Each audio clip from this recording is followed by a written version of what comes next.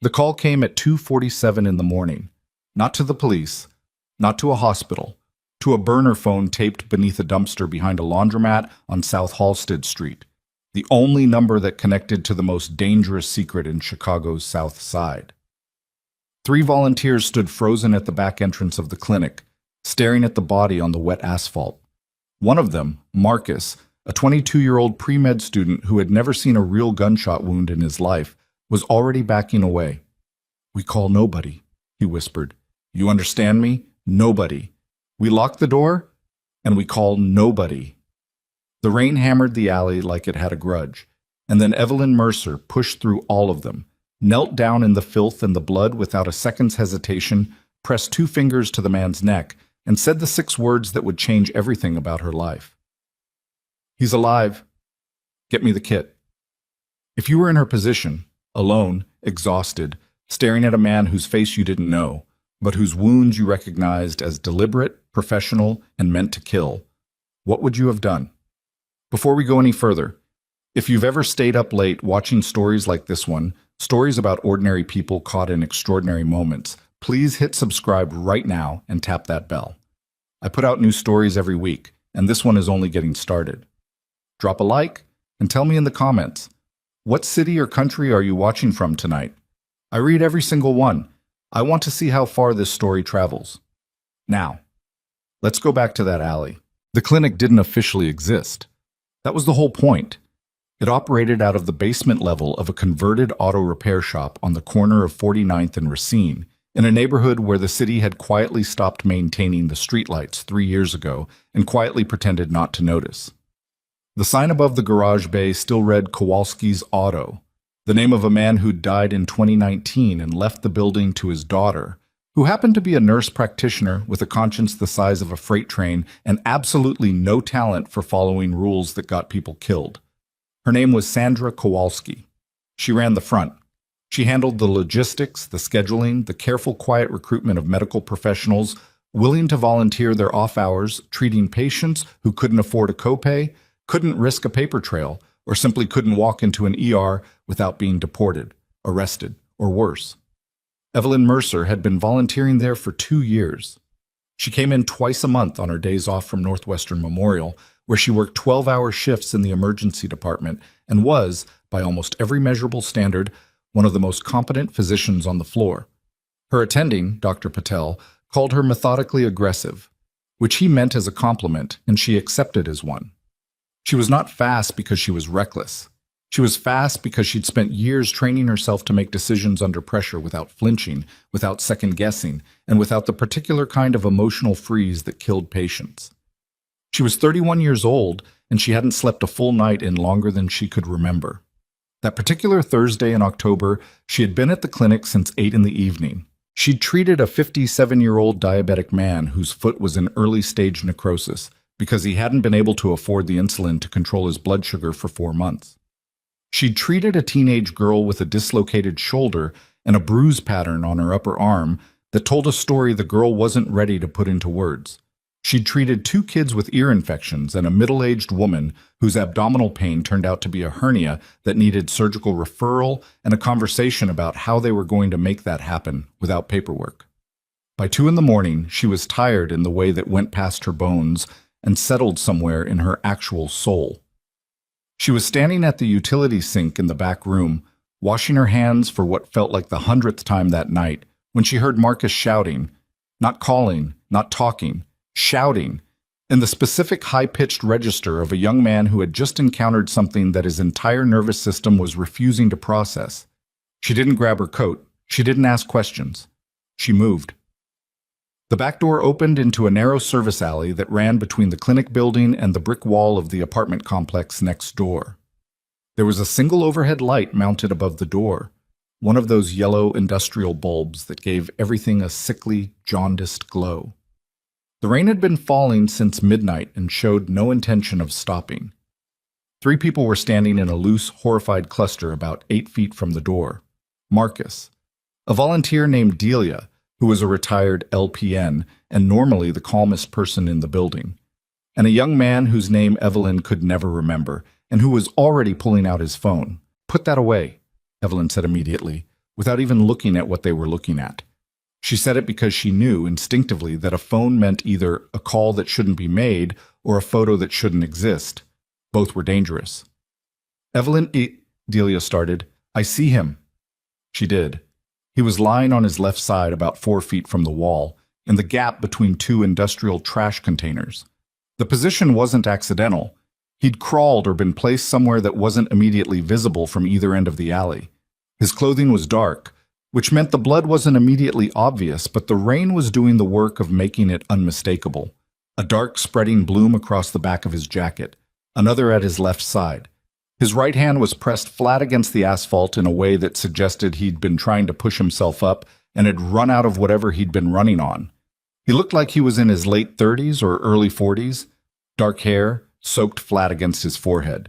A jaw that even slack and unconscious somehow managed to look like it belonged to someone who had never lost an argument in his life. Evelyn walked to him, knelt, ignored the cold water soaking immediately through the knees of her scrubs, and pressed 2 fingers to the carotid. Weak. But there. He's alive. Get me the kit. Evelyn. Marcus's voice cracked on her name like a teenager's. Look at him. Look at... That's not a car accident. Those are gunshots. If we touch him, if we treat him, and somebody finds out, someone already found out something, Evelyn said without looking up. He's here, isn't he? She was already opening his jacket, her hands reading what her eyes couldn't fully see in the yellow light. Entry wound below the left shoulder blade. A second at the lower right back, slightly lateral, probably missed the kidney, but she wasn't making bets yet. His breathing was shallow and fast and wrong in a specific way that told her the first wound was the critical one. How long has he been out here? I don't know. I came out to take the trash and... Best guess, Marcus. 10 minutes? Maybe 15? She looked at the blood that had already mixed with the rainwater and was tracking in thin pink rivulets toward the drain at the alley's center. 15 minutes of blood loss. She did the math without thinking about it. Delia, get the portable kit, the full one, not the triage bag. Tell Sandra what we have and tell her I need the crash cart if the BP monitor shows below 70 systolic. Marcus, I need you to help me get him inside. Can you do that? Marcus stared at her. Can you do that? She repeated, and her voice was not unkind. It was simply the voice of someone who had already made the decision and was now asking whether he wanted to be part of the next 5 minutes or not. He swallowed. Yeah, okay. The young man with the phone had already left. Evelyn noted his absence and filed it under things to address later. Getting the stranger inside was harder than it should have been. He was heavier than he looked. Not in the way of fat, but in the dense, settled way of someone whose body had been built to absorb things. He groaned once when they shifted him, a low guttural sound that meant pain, but also meant conscious enough to register it, which was something. They got him through the back door and onto the examination table in the rear procedure room, and by the time they did, Sandra was already there, and her face was doing something complicated. Sandra Kowalski was 53 years old and had spent 30 of those years in situations that should have broken her. She was not easily frightened, but standing in the doorway of her dead father's auto shop turned underground clinic, looking at the man on the table, she was frightened. Evelyn, she said quietly, look at his hands. Evelyn was already cutting away the jacket. I see his hands. Do you know what those rings mean? The rings were thick gold and featured a specific kind of design that Sandra, who had grown up in Chicago and paid attention to the kinds of things that kept you alive, recognized immediately. I know what they might mean, Evelyn said. I also know he's going into hemorrhagic shock, and I've got maybe 12 minutes before that becomes irreversible. So I'm going to need everyone in this room to make a choice right now. You can leave. No judgment. Lock the door behind you and I'll handle this alone. Or you can stay and help me do what we do here, which is treat people who need treating. Those are the options. Sandra looked at her for a long moment. Then she crossed the room, pulled on gloves, and said, What do you need first? Marcus stayed too. The young man with the phone was never seen at the clinic again. The next 6 hours were the longest of Evelyn Mercer's life, and she had logged some very long hours. The first wound, the one below the shoulder blade, was the one that wanted to kill him. The bullet had tracked at a downward angle, which told her the shooter had been above him and had clipped the edge of the left lung before lodging somewhere in the mid-thoracic region she couldn't safely reach without imaging equipment she didn't have. The lung wasn't fully collapsed, but it was compromised, and the pressure was building in a way she couldn't ignore. She intubated him. In a proper hospital, this would have been a 2-minute procedure with an anesthesiologist standing by and a full team monitoring vitals. In the back room of a converted auto shop at 2:30 in the morning with a retired LPN and a terrified pre-med student as her support, it took 6 minutes and every ounce of focus she had ever developed in her entire medical career. When the airway was secure, she exhaled exactly once, let herself have exactly 1 second of relief, and moved to the chest. She needed to decompress the lung. She had a needle. She had her training. She had the knowledge that if she got the placement wrong by even a centimeter, she could make everything significantly worse. She got it right. She would not let herself think about what would have happened if she hadn't. The second wound was less immediately dangerous, but still required attention. A through and through at the lower right back that had, by some combination of anatomy and luck she wasn't going to question, managed to avoid every major structure it could have destroyed. She cleaned it, packed it, and moved on. At some point in the third hour, the stranger regained a thin thread of consciousness. Not enough to speak, not enough to move. Just enough for his eyes to open briefly, fix on the ceiling, and then, with what looked like a tremendous and exhausted act of will, find her face. He looked at her for a long moment. She said, "You're going to be okay. Don't try to move." His eyes closed again. She had no idea who he was. She hadn't asked. It didn't matter, not in that room, not at that hour. What mattered was the physiology. What mattered was the next decision, and the one after that. Sandra made coffee at some point. Bad coffee. The cheap kind in the big industrial can they bought because nobody who came to this clinic needed to be spending money on good coffee. Evelyn drank 2 cups without tasting either of them. By 5 in the morning, his pressure had stabilized. By 6, his breathing had improved to the point where she felt cautiously, provisionally, reluctantly optimistic. By 6:45, the rain had stopped.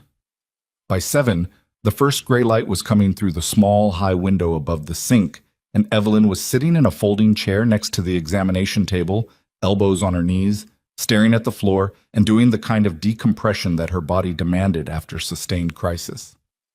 She was not a dramatic person. She did not cry with relief. She did not say a prayer or feel a transcendent sense of purpose wash over her.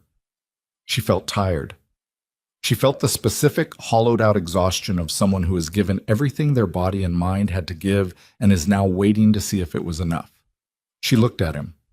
In the gray morning light, without the immediate emergency sharpening her perception, she actually looked at him for the first time. Strong face. A scar along the left jaw that was old enough to be silver white against his skin, not the angry red of something recent. His hands, resting at his sides now, were not the hands of a man who had spent his life behind a desk. The rings, the cut of the jacket she'd had to destroy, even ruined, she could see it had been expensive in the way that meant someone had measured him for it, not grabbed a size off a rack. "Who are you?" she said quietly. She didn't mean for him to answer. He was barely conscious, but he heard her. His eyes opened, dark, very dark, and clearer now than they'd been at any point in the night. He looked at her with an expression she couldn't quite read. Not gratitude, not exactly, or not only that, something more complicated, like a man encountering a phenomenon he doesn't have an existing category for. He said nothing. After a moment, she said, "It doesn't matter. You're stable. You need a real hospital for the lung, but I'm guessing that's not going to happen." She paused. "You're going to need to rest for at least... How long?" His voice was rough from the intubation, barely above a rasp. "You were in critical condition for most of the night. Realistically, 2 weeks before you're walking without pain, 4 before you should be doing anything strenuous. And that's with proper follow-up care, which, how long before I can leave here?" She looked at him. "That's what you're asking me." He didn't answer. He didn't need to. Evelyn sat back in her chair. She was tired enough that she'd moved past the filter that normally existed between what she thought and what she said out loud, and what she thought was, course, that's what you're asking. Because leaving is all that matters. Not what it costs to keep you here. Not the people who stayed up all night in a building they can't officially acknowledge. Not anything except when you can go. She didn't say that. What she said was, another few hours, minimum. I want to monitor the lung before you try to move. She stood up. I'll get you water. She was almost to the door when he spoke again. You didn't call anyone. She stopped. No, she said, without turning around. Why not? There were a lot of honest answers to that question. Because the people she could have called would have wanted names and paperwork and a trail that led back to this building and the people in it. Because the oath she'd taken the day she graduated from medical school was not conditional on the patient's criminal record. Because she had looked at him bleeding in that alley, and the only thing her brain had produced was a clinical assessment, not a moral referendum. But she was tired. So she just said the simplest true thing. Because you needed help. She went to get the water. When she came back 20 minutes later, he was gone. No note. No name. No explanation. The blanket she'd covered him with was folded. Not thrown aside, not dropped on the floor, but actually folded into a neat rectangle and placed at the end of the table, which she found, in a strange and probably irrational way, oddly telling about the kind of man he was. She stood there for a moment looking at the folded blanket. Then she stripped off her gloves, dropped them in the waste bin, and began the long process of cleaning up. She went home at 8:15. She was asleep before 9, the dreamless, gravity well sleep of total physical depletion. She slept for 17 hours. She woke at 2 in the morning the next day to a sound she had never heard in her quiet suburban street in Rogers Park. The sound of engines. Many engines, all of them cutting off at the same moment, which created a silence that was somehow louder than the sound had been. She lay in the dark of her bedroom and stared at the ceiling for 3 seconds. Then she got up, walked to the window, pulled the curtain aside 2 inches, and looked out. The street was lined with black SUVs, both directions as far as she could see in either direction, parked with their headlights off, engines dead, and standing between them, on the sidewalks, on the lawns, in the street itself, men, dozens of them, all in dark clothing, all standing with the particular stillness of people who have been trained to stand still. She counted without meaning to. It was a habit of mind. Her brain kept trying to process it as something other than what it was. She stopped counting at 60, and there were more that she couldn't see.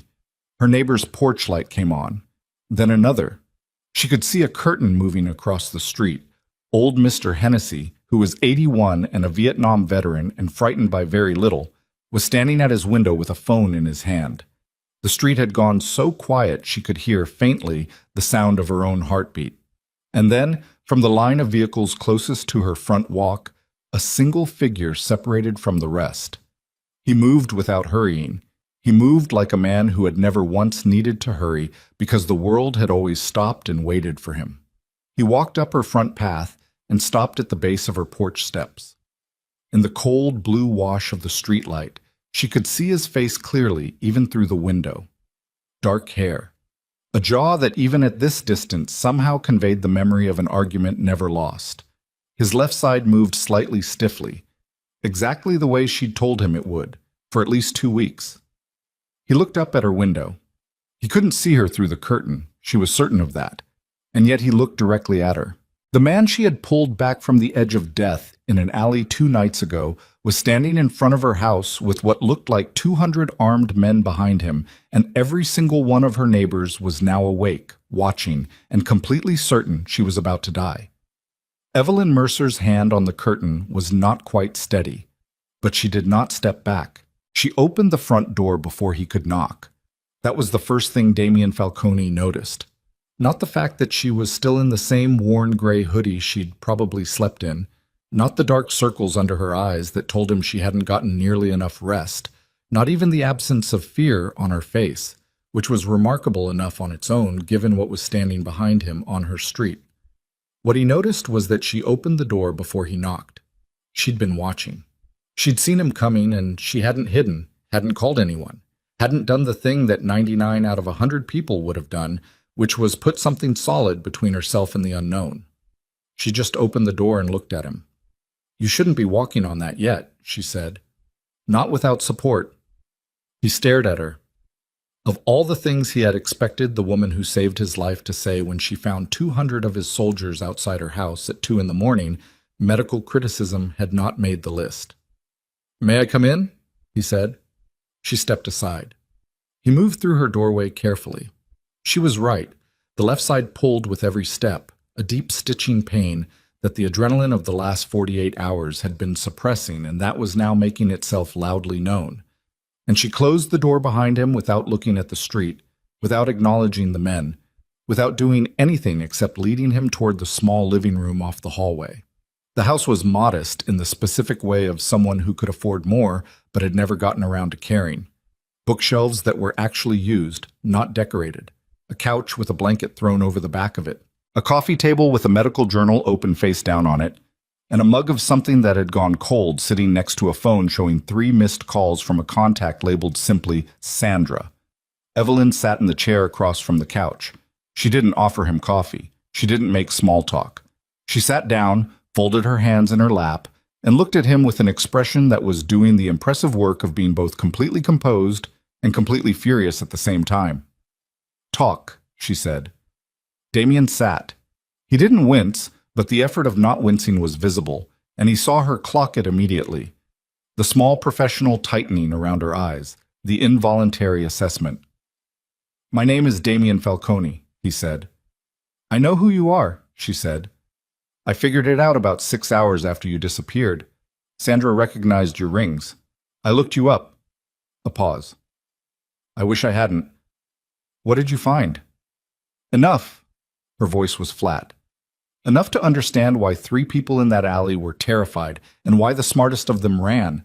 Enough to understand that by treating you, I potentially put everyone in that building in danger." She looked at him steadily. "Was I wrong?" Damien was quiet for a moment. "Yes," he said. "But not in the way you think." "Then explain it to me, because from where I'm sitting, Mr. Falcone, the explanation that makes the most sense is that the most dangerous man in Chicago is currently sitting on my couch with an army in my yard, and I would like to understand whether I should be afraid of you right now." He looked at her for a long moment. Then he said, with a directness that she hadn't expected, "No, not of me. That's not reassuring. That implies there's someone else I should be afraid of." "There is," he said. "That's why they're outside." She absorbed that. Her jaw tightened slightly. Not fear, he was becoming certain, but the specific tightening of someone who has just had their worst hypothesis confirmed and is angry that they were right. "Somebody leaked your location," she said. Not a question. "Within hours of my leaving your clinic, yes, someone inside my organization made sure that the right people knew which doctor had treated me, which clinic, which street. And those people want to finish what they started in that alley." He said it plainly, without theater. "The men outside your house are not a threat to you. They're the reason you're still alive to have this conversation." Evelyn stood up. She didn't pace. She walked to the window, looked at the street for one long moment, and turned back around. Her face had gone through something while her back was turned, some rapid internal reckoning that he couldn't see but could feel in the quality of silence she brought back with her.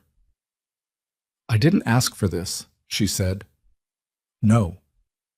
I treated you because you were dying in an alley, not because I wanted any part of whatever this is. I know that. And now you're telling me that doing the right thing, the only thing a physician with a functioning conscience could have done, has made me a target."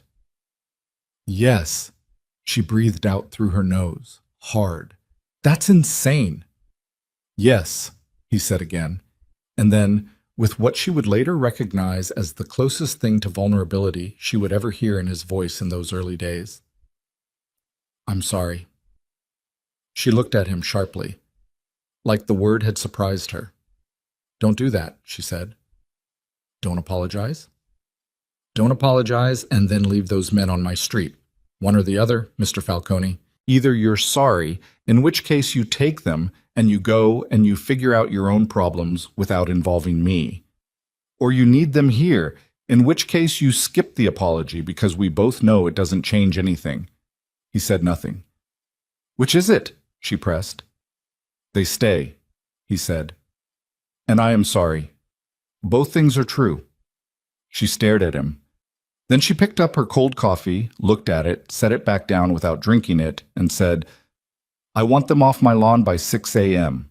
My neighbors have already seen enough, and I have to go to work in 4 hours and explain to my hospital why there are news vans on my street. News vans? 2 of them. On the corner. I saw them pull up about 20 minutes before you. She met his eyes. You have a leak, Mr. Falcone, and it isn't small. The thing that crossed Damien Falcone's face in that moment was not an expression Evelyn had words for yet. She would later. She would come to recognize it as the look of a man whose entire architecture of control is developing a crack he cannot immediately locate, and who is deciding in real time how angry to let himself be about it. He pulled out his phone, made a call in under 10 seconds, said 4 words in Italian she didn't catch, and ended it. They'll move to the perimeter, he said. Less visible, but they're staying. I didn't agree to that. No, he said. You didn't.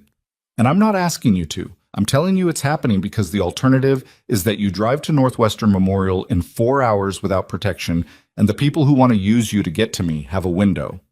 He paused. I won't let that happen. You don't get to decide that. I already did. The air between them went tight as a held breath. Evelyn Mercer had spent 11 years in emergency medicine, developing the ability to remain calm in rooms where people were dying, screaming, or both. She had talked down a man with a knife in an ER bay. She had delivered devastating diagnoses without her voice breaking. She was not a woman who was easily overpowered by another person's force of will. But Damien Falcone, sitting in her living room at 2 a.m. with stitches in his side that she had placed herself, telling her calmly that her input was noted and overruled, that was a specific kind of infuriating she hadn't prepared for. Get out of my house, she said. Quietly. Tonight. He stood. Slowly, carefully, with the particular dignity of a man determined not to show pain even when it was radiating off him in visible waves. I'll have someone bring you a number, he said. If anything changes, if you see anything that feels wrong, use it. I won't. Then keep it anyway. He left. She stood in the middle of her living room listening to the sound of her own breathing for a full minute after the door closed. Then she picked up her phone and called Sandra back. Sandra answered on the first ring, which meant she hadn't slept either. Tell me you're okay, Sandra said immediately. I'm fine. He's gone. Are they still out there? Evelyn went back to the window. The SUVs had moved, pulled back, redistributed, tucked into side streets and driveways with considerably more subtlety than before, but they were still there. She could see a figure in dark clothing standing at the corner under the dead streetlight, hands at his sides, motionless. Yes, she said. Sandra was quiet for a moment. Then, Evelyn, the young man who left that night, the one with the phone. Evelyn's hand tightened on her own phone. What about him? His name is Kevin Tran. He volunteered with us for 8 months, pre-nursing. Very sweet kid, I thought. Another pause. I got a call this morning from a friend in Pilsen who knows things. She said Kevin was seen 2 nights ago getting into a car outside a bar on 26th Street. Not his car. A car belonging to men she recognized. The cold settled into Evelyn's stomach like something physical. He was the one who talked, she said. I think so. Does he know what he started? I don't think, Sandra said carefully, that Kevin Tran had any idea who he was selling information to or what they would do with it. He probably thought he was calling in a tip for reward money and didn't think past that. But it doesn't matter what he thought. No, Sandra agreed. It doesn't. Evelyn stood at her window and looked at the figure on the corner for a long time. Close the clinic, she said. For now, until we know what the exposure is. Evelyn, I know. I know what it means. I know there are people who need us, but if they find the clinic, Sandra, everyone in it is at risk. Close it. 2 weeks. Then we'll reassess. Sandra didn't like it. Evelyn could hear it in the silence, but she also heard the moment Sandra made her peace with it. 2 weeks, Sandra said. Then we talk. Thank you. She hung up. She did not go back to bed. She sat at her kitchen table until the sky outside began its reluctant gray transition toward morning, drinking bad coffee from her own pot and reading absolutely nothing on the phone in her hand. At precisely 5:45, a black car she didn't recognize pulled up in front of her house. A man she'd never seen, mid-30s, built like he'd been specifically engineered for the purpose of standing between other people and whatever was coming, walked up her path and slid a card under her door without knocking. On one side, a phone number. No name. On the other, in handwriting that was unexpectedly clean and precise for a man she was fairly certain had killed people. You saved my life. The least I can do is try not to ruin yours. D. She put the card on the kitchen table. She looked at it for a while. Then she got up, got dressed, and drove to work. The next 5 days were the worst kind of difficult, which is the kind that looks normal from the outside. She worked her shifts, she treated patients, she answered questions from her charge nurse about the circus on your block, with a vague story about a stalker situation being handled by law enforcement, which was almost not a lie depending on your definitions. She ate hospital cafeteria food at odd hours and slept in increments and tried very hard not to check whether the dark car was still parked on the cross street visible from the employee parking lot. It was always still there. On the third day, she found a man she'd never seen sitting in the waiting area of Northwestern's ER with no visible injury and no apparent intention of seeking treatment. He was there when she arrived. He was there 7 hours later when she looked up from a chart. When her shift ended and she walked out, he fell into step about 30 feet behind her and maintained that distance to the parking garage, where another man she also didn't know was standing near her car. They said nothing. They did nothing threatening. They simply existed in her vicinity with the specific patient permanence of fixtures. She stood next to her car and said, to no one in particular, I know you're here. You can stop pretending. The man near her car looked at her with the expression of someone making a real-time calculation. Ma'am, he said, what's your name? A pause. Caruso. Caruso, tell Mr. Falcone that I need to speak with him, tonight. Caruso's expression didn't change. I'll pass that along. Do that. Damien was at her door at 9 p.m. This time he knocked. She had made actual coffee. He sat at her kitchen table instead of the living room, which was different, more functional, more adversarial in a specific way, like two people who were going to negotiate rather than converse. He noticed the card on the table. He didn't comment on it. Your men are inside the hospital, she said, sitting across from him with both hands around her mug. 2 men. Yes. That's not acceptable. That's a clinical environment. There are privacy laws. There was an attempt, he said, yesterday morning, outside the hospital's east entrance. One of my people intervened before it reached you. She stopped. What kind of attempt? A car. Moving too fast in the staff parking lane. May have been nothing. He held her gaze. May not have been. Her fingers tightened around the mug. And you're only telling me now. I'm telling you now because I wanted to be certain before I alarmed you unnecessarily. That is not your call to make. Everything about this is my call to make. His voice didn't rise. Didn't need to. You are in this position because of me. Whatever protection you receive or don't receive is a consequence of that. I understand you don't want this. I understand you built your life to be nothing like what it currently is. But wanting things to be different and making them different are not the same, Dr. Mercer. And right now the distance between you and something permanent is considerably smaller than you'd like to believe. She looked at him across her kitchen table. Who are they? She said. The people trying to... That's being handled. I'm not asking for operational details. I'm asking who has decided that a doctor who treated a stranger in an alley deserves to be run over in a parking lot. He was quiet for a moment, just long enough for her to recognize that the answer existed and that he was deciding whether she was entitled to it. Someone I trusted, he said finally. For a long time. The weight of that hung in the small kitchen like smoke. And do they know... She started. They know everything about you by now. Yes. Your name, your address, where you work, where you volunteer, how you spend your time, who matters to you. He paused. Sandra Kowalski. Your clinic. Evelyn went absolutely still. Sandra has nothing to do with this.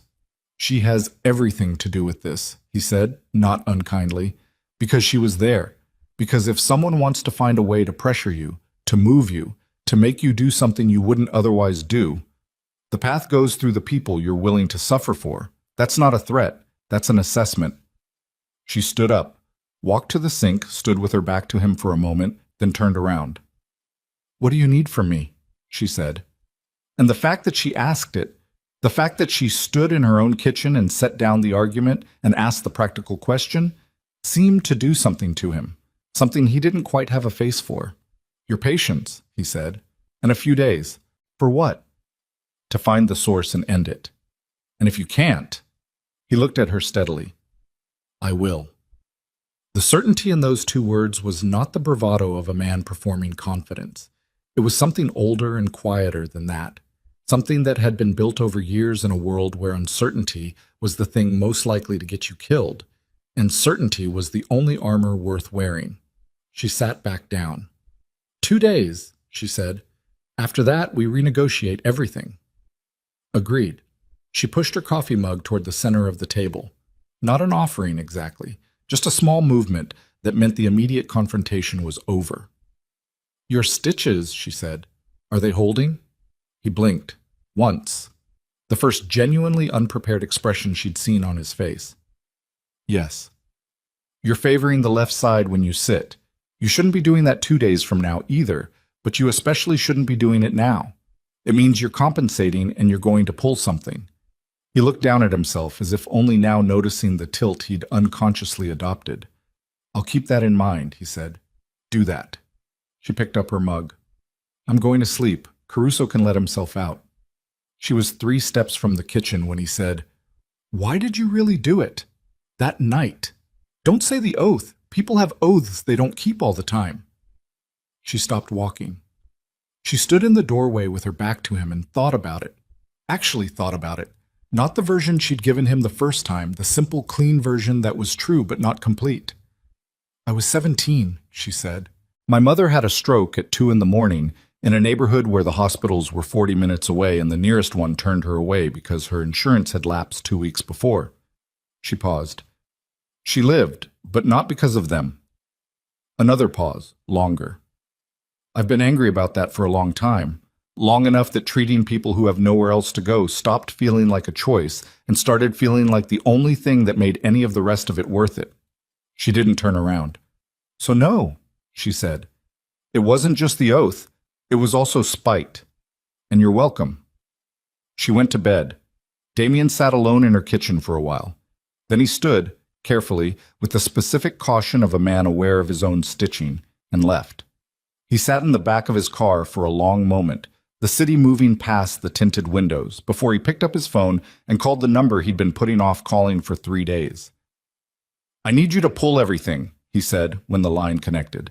"Every financial record, every communication, every movement logged in the last 6 months. Cross-reference against the timeline from the night of the 14th. He paused. "Yes, everyone, including the inner circle." Another pause, longer. "Especially the inner circle." He hung up. His consigliere, Rafael Moretti, was 58 years old and had been at Damien's right hand for 11 years. He had attended Damien's father's funeral. He had helped consolidate the empire through 3 transition crises and 2 federal investigations. He had been, for more than a decade, the single person in Damien's world Damien had trusted, with things he trusted no one else with. At 11:15 that same night, while Damien was riding back toward his building, an analyst named Jin in his intelligence operation pulled a flagged communication from a burner number that had originated from inside the Falcone organization's inner meeting room, a room with a physical radio blocker installed precisely to prevent unauthorized transmissions. Except the transmission hadn't been radio, it had been hardwired.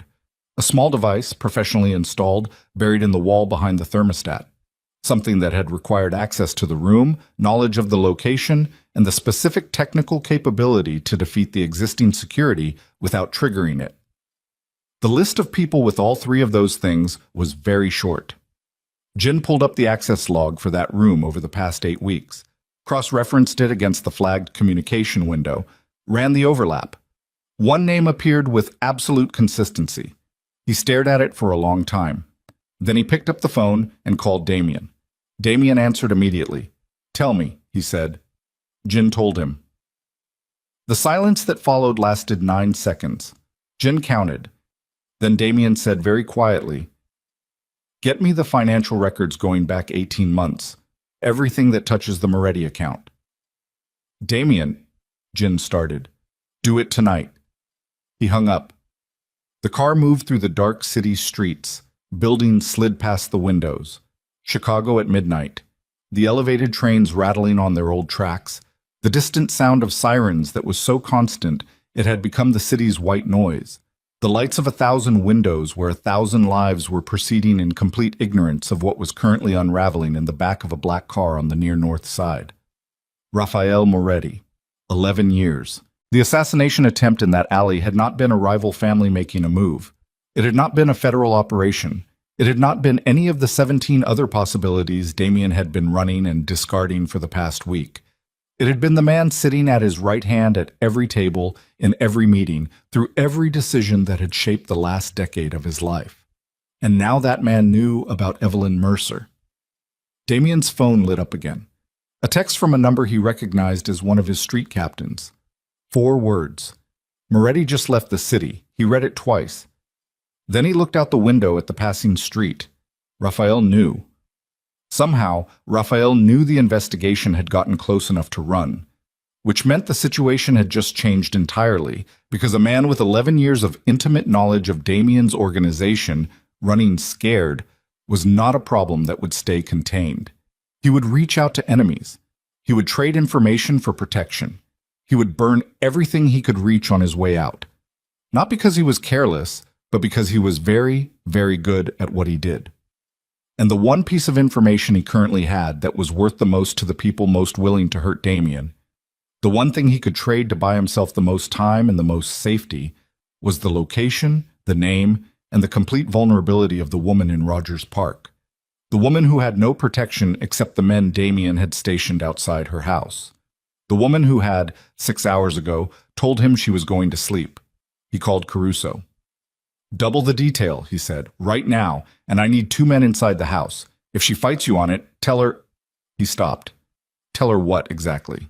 That the man who had leaked her identity in the first place had just run, which meant the situation she'd been living in for a week was about to get dramatically worse. That the 2 days he'd promised her had just become 2 hours. That the careful, controlled operation he'd been running to find and close the source had just collapsed into something much faster and much uglier. "Tell her it's temporary," he said. "Tell her we have movement on the situation." "And if she doesn't let us in?" Damien thought of her standing in her kitchen doorway, not turning around, telling him about her mother and about spite and about the only thing that made any of the rest of it worth it. "She'll let you in," he said. He wasn't entirely sure of that. But Rafael Moretti was somewhere in this city, burning what he could reach.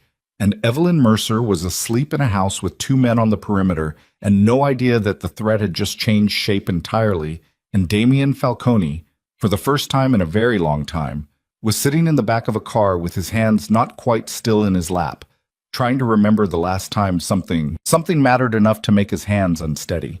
He couldn't remember the last time that had happened. The car had been circling for 12 minutes, not directionless, but the driver knew better than to ask where they were going when Damien hadn't said. You learned that quickly, working for Damien Falcone. You learned to read the silences and understand which ones meant wait and which ones meant move, and which ones meant something was happening in that precise and dangerous mind that hadn't resolved itself into an order yet. This was the third kind. His phone lit up again, Jin not texting this time, calling, which Jin never did unless the text wouldn't be enough. Damien answered, "Talk." The financial cross-reference is done. Jin's voice had the particular flatness of someone delivering information they wish they weren't responsible for. 18 months. There are 17 irregular transfers out of the Moretti operational account. Total amount is 4.3 million, moved in increments small enough to avoid internal flags. A pause. The destination accounts trace back through 4 shells before they dead end, but the pattern of the shells, the legal structures, the jurisdictions, matches the setup used by the Cavallo family's financial operation. Damien said nothing. Damien, the Cavallos have been paying Rafael Moretti for 18 months. That means everything your organization did in that window. Every decision, every negotiation, every move against rival families. The Cavallos knew about it before it happened. Another pause, shorter. The hit in the alley wasn't an assassination attempt. It was a termination notice. Rafael had been promising them you'd be dead by the end of Q3, and you weren't, and they decided to handle it themselves. Which means Rafael knew it was coming. He set up the location, the timing. He arranged to have you where you were that night. The city moved past the windows. Damien thought about the meeting 3 weeks ago that had brought him to that neighborhood. A tip from a source Rafael had vouched for. An opportunity Rafael had framed as too good to delay. A location Rafael had specifically suggested for its discretion. Every single detail of that night, assembled by the man who had sat at his right hand for 11 years. "Where is he?" Damien said. "Moving. His car pinged a camera on the Eisenhower about 20 minutes ago, heading west. We think he's going for the private airfield in Addison that the Cavallos use for how long before he's airborne? 40 minutes? Maybe 50? Send the location to Caruso's team." A pause. Very brief. "Tell them alive." "Alive, Jin. That's not optional." "Understood. And get me everything on the Cavallo financial structure. Everything. I want names, account numbers, and whoever their legal counsel is, because I'm going to need every piece of that when this is over." He hung up. He sat for exactly 4 seconds. Then, "Take me to Rogers Park." The driver didn't ask why. The car turned north. Damien called Caruso. It rang 3 times, which was 2 times too many. Caruso answered with an edge in his voice that Damien recognized immediately as the specific tension of a man who was already managing a situation. "Talk to me," Damien said. "We have a problem." Caruso's breathing was slightly elevated. Not panicked. Caruso didn't panic, it wasn't in his architecture, but elevated. Street camera on this block went dark about 8 minutes ago. Physical camera. Someone cut the line. Martinez went to check the east perimeter, and I lost contact with him 4 minutes ago. Damien's hand tightened around the phone. "Is she inside?" Last visual was 11:42. She was in the house. Lights in the bedroom. No movement. "How many do you have on site right now?" 6. "Martinez is unaccounted. I sent 2 to find him. That leaves me 4 on the house." Rafael's people are professional, and they had a head start. Damien was already thinking through the geometry of it, the street layout, the entry points, the fact that professional mercenaries with 18 months of Falcone operational intelligence would know exactly where each of his men was positioned and how they'd been placed, because Rafael had approved the protection detail structure in the first place. They'll hit from the south side alley, same entry point as the clinic. It's what they know works. How long until... A sound came through the phone. Not close. Maybe a block. Maybe less. A sound that Caruso recognized and Damien recognized across the phone line simultaneously. The dense, flat percussion of a shaped charge taking down something structural. The line stayed open. Damien heard Caruso shout 2 names, heard the shift in ambient sound that meant Caruso was moving, and then the line went to static. Caruso. Nothing. Caruso. He was already out of the car before it fully stopped, which he knew was tactically wrong and did it anyway, because the alternative was sitting in the car on a dark street 2 blocks away while the phone gave him static. He ran. Running hurt. The left side screamed at him with every impact. The stitches Evelyn had placed with such precise and careful hands, pulling against tissue that wasn't ready for this, and he ran anyway, because the calculation was simple and brutal. Pain was temporary and recoverable, and whatever was happening in that house in the next 60 seconds might not be. He came around the corner onto her street and stopped. The house was lit from inside in a way it shouldn't have been. Not the warm, ordinary light of someone awake in the living room. The specific orange-white of something burning. The front perimeter was down. He could see one of his men on the lawn, not moving.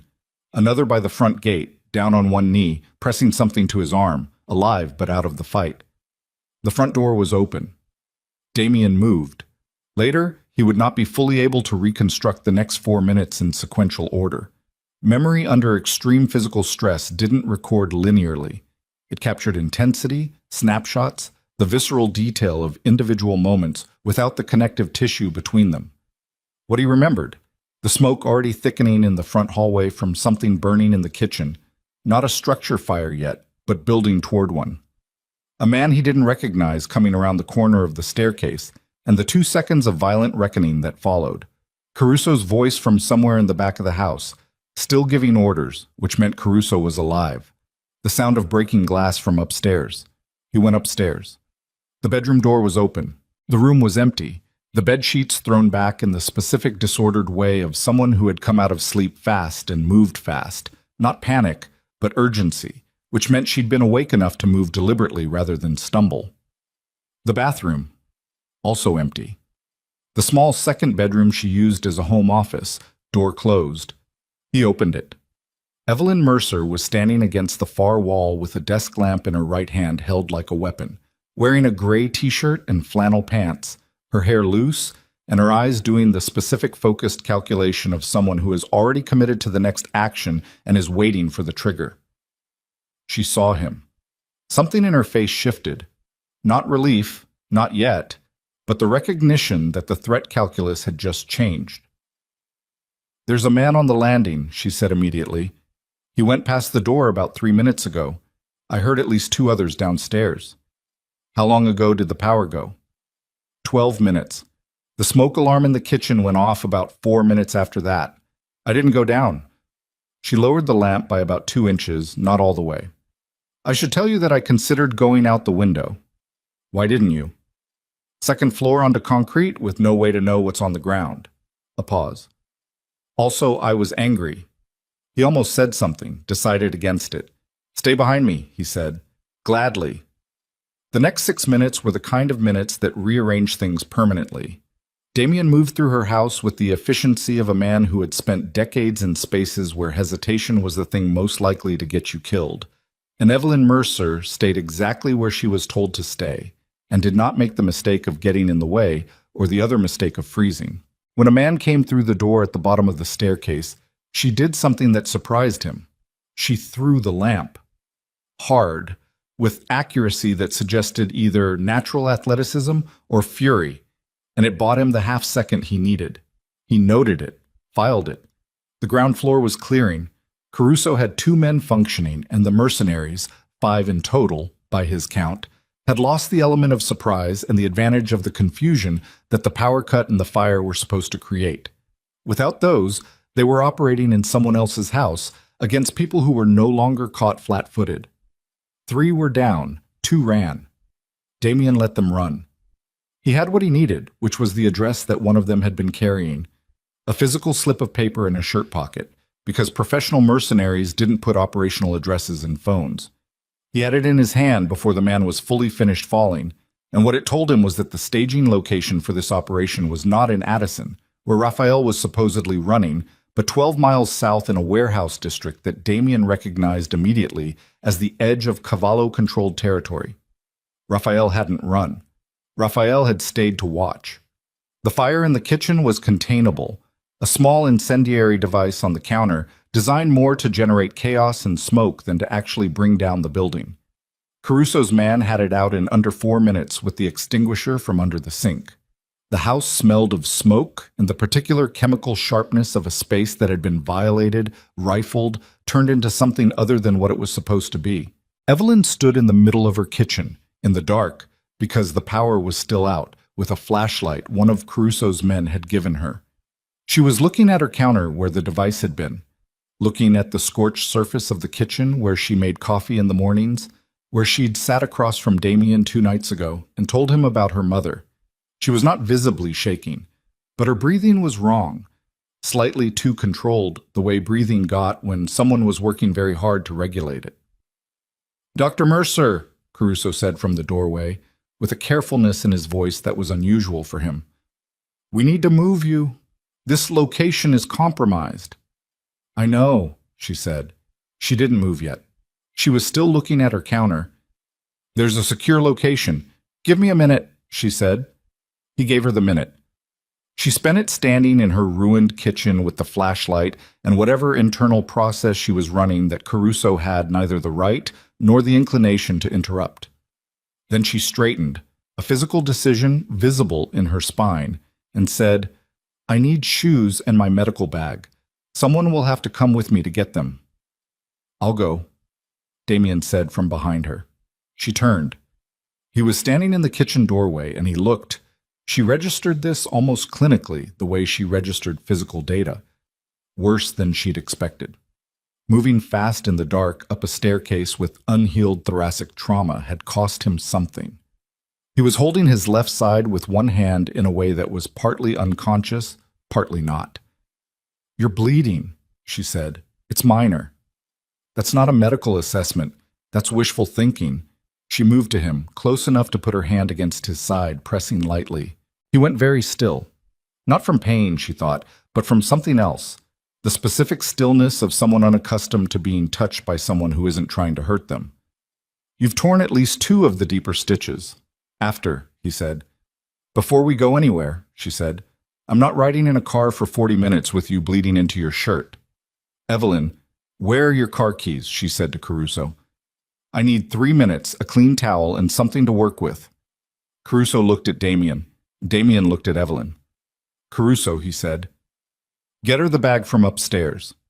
She worked in the beam of a flashlight held by a man named Torres, who stood very still and angled the light exactly where she told him without being asked twice.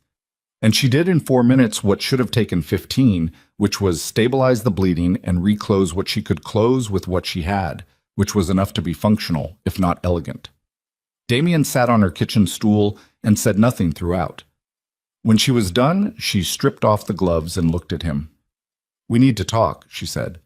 "Before we go anywhere." "In the car. Now." Her voice had something in it that wasn't quite anger and wasn't quite the flat clinical register she'd been operating in for the last 20 minutes. It was something between the two. Something raw. "Because someone just tried to burn my house down while I was asleep in it, Mr. Falcone. And you told me 2 days ago you had this handled, and I need to understand right now how badly I've been lied to." He held her gaze. "You weren't lied to," he said. "Don't." "The situation changed faster than—" "Don't," she said again, louder. Not shouting. The word had too much weight for shouting. "I closed the clinic. I told people who depend on that clinic that they'd have to wait because I needed to protect them from this. I lied to my hospital. I let your men follow me through my workplace. I sat in this house for a week while my neighbors looked at me like I'd lost my mind.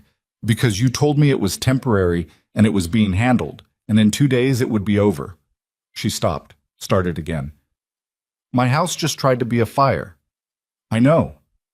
"Who is it?" she said. Not the operational answer, not "it's being handled." "Who made the decision to come after me tonight?" He looked at her for a long moment. "Rafael Moretti," he said. "My consigliere. For 11 years. She absorbed that.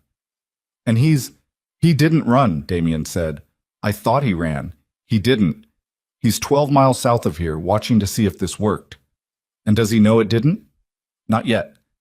She looked at him in the flashlight-lit wreckage of her kitchen, the smell of smoke still sitting heavy in the air, the scorched counter visible just at the edge of the light, and she said, "What are you going to do?" "Find him," Damien said. "Tonight. And then?" "End it." She breathed out slowly. "I want to understand what that means." "No, you don't." She held his gaze long enough that it became something more than a stare. A reckoning, almost.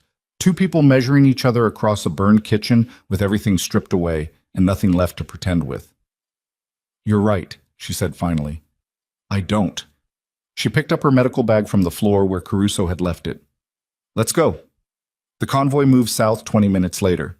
3 vehicles, tightly spaced, taking a route that changed twice in response to updates coming through Caruso's earpiece. Evelyn sat in the middle vehicle beside Damien, her bag on the seat between them, and said nothing for the first 10 minutes. He did not try to fill the silence. She had begun to notice that about him, the absence of the compulsive noise-making that most people produced when they were uncomfortable. He was capable of silence in a way that most people simply weren't, and she wasn't sure yet whether that was because he had nothing to fill it with, or because he had too much. "Where are we going?" she said eventually. "Secure building, my people, controlled entry, no connection to any of my public-facing operations." "How long will I need to be there?" He didn't answer immediately, which was its own answer. "Damien." It was the first time she'd used his name without the formal distance of Mr. Falcone, and it happened naturally, without decision. She didn't take it back. "How long?"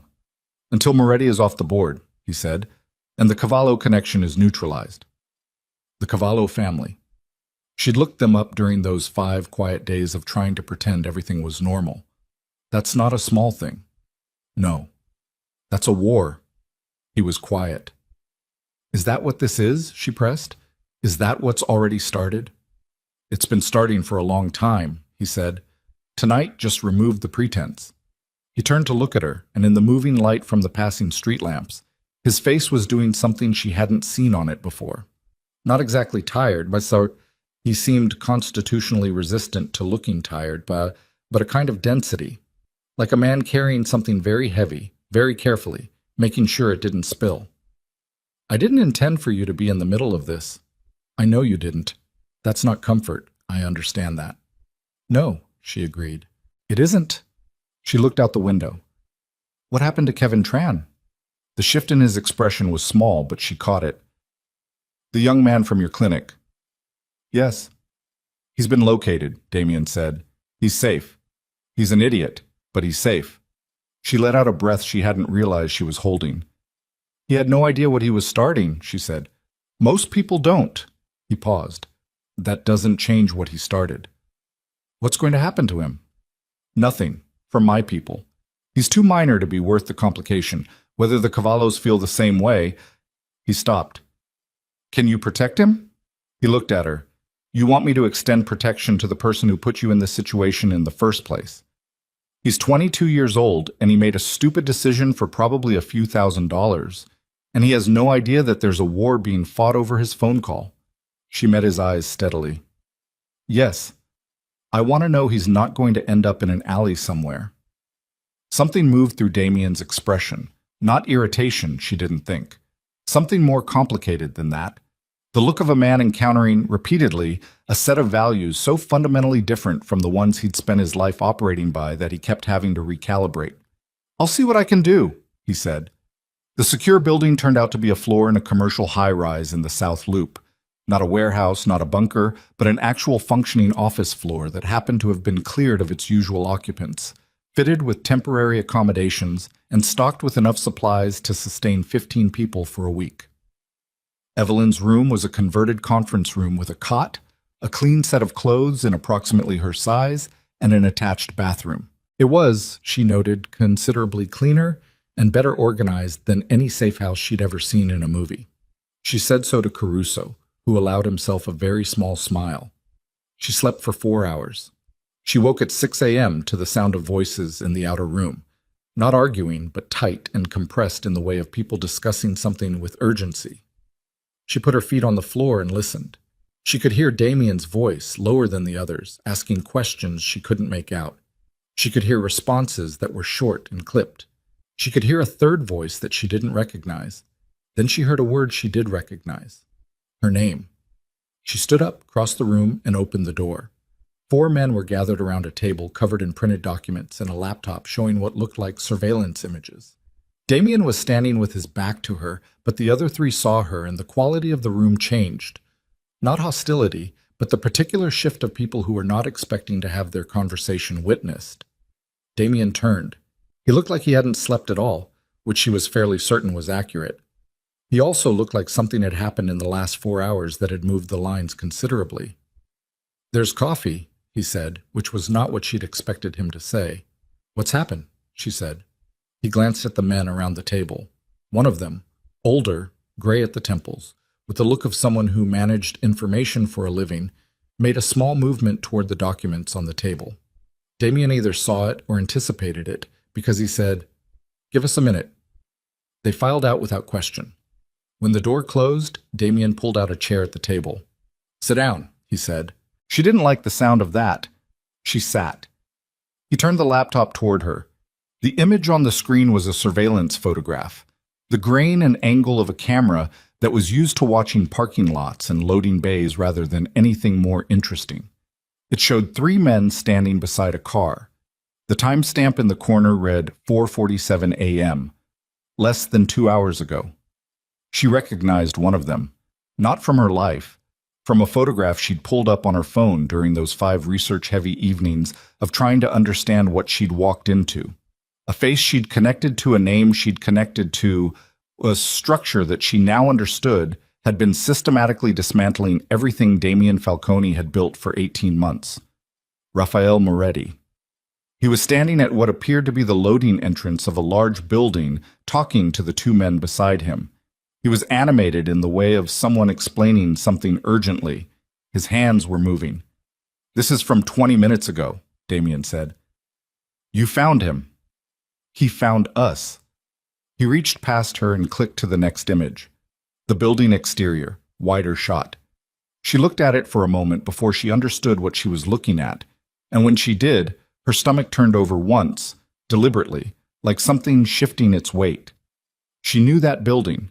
Not personally, but the signage visible at the corner of the image was from a street she knew, a neighborhood she knew, because she had been to that neighborhood twice a month for 2 years. "That's 2 blocks from the clinic," she said. "Yes." "He's at the clinic." He's been there for the last 3 hours, Damian said.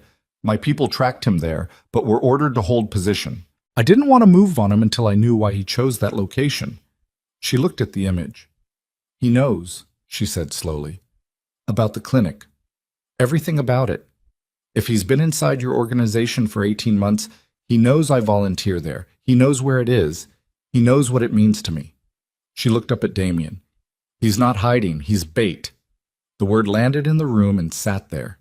"He wants you to come to him," she said, "at the clinic, on his ground, on his terms, with the Cavallo people surrounding the building and every advantage on his side." Damian held her gaze. "Yes," he said. "And he knows you'll come," she said, "because the clinic matters to me, and I matter to—" She stopped, recalibrated. "He knows the clinic is the one place you'll go to directly instead of sending people, because it's personal." The silence between them was very full. "There's something else," Damian said. He reached past her and brought up a third image. This one was not surveillance footage.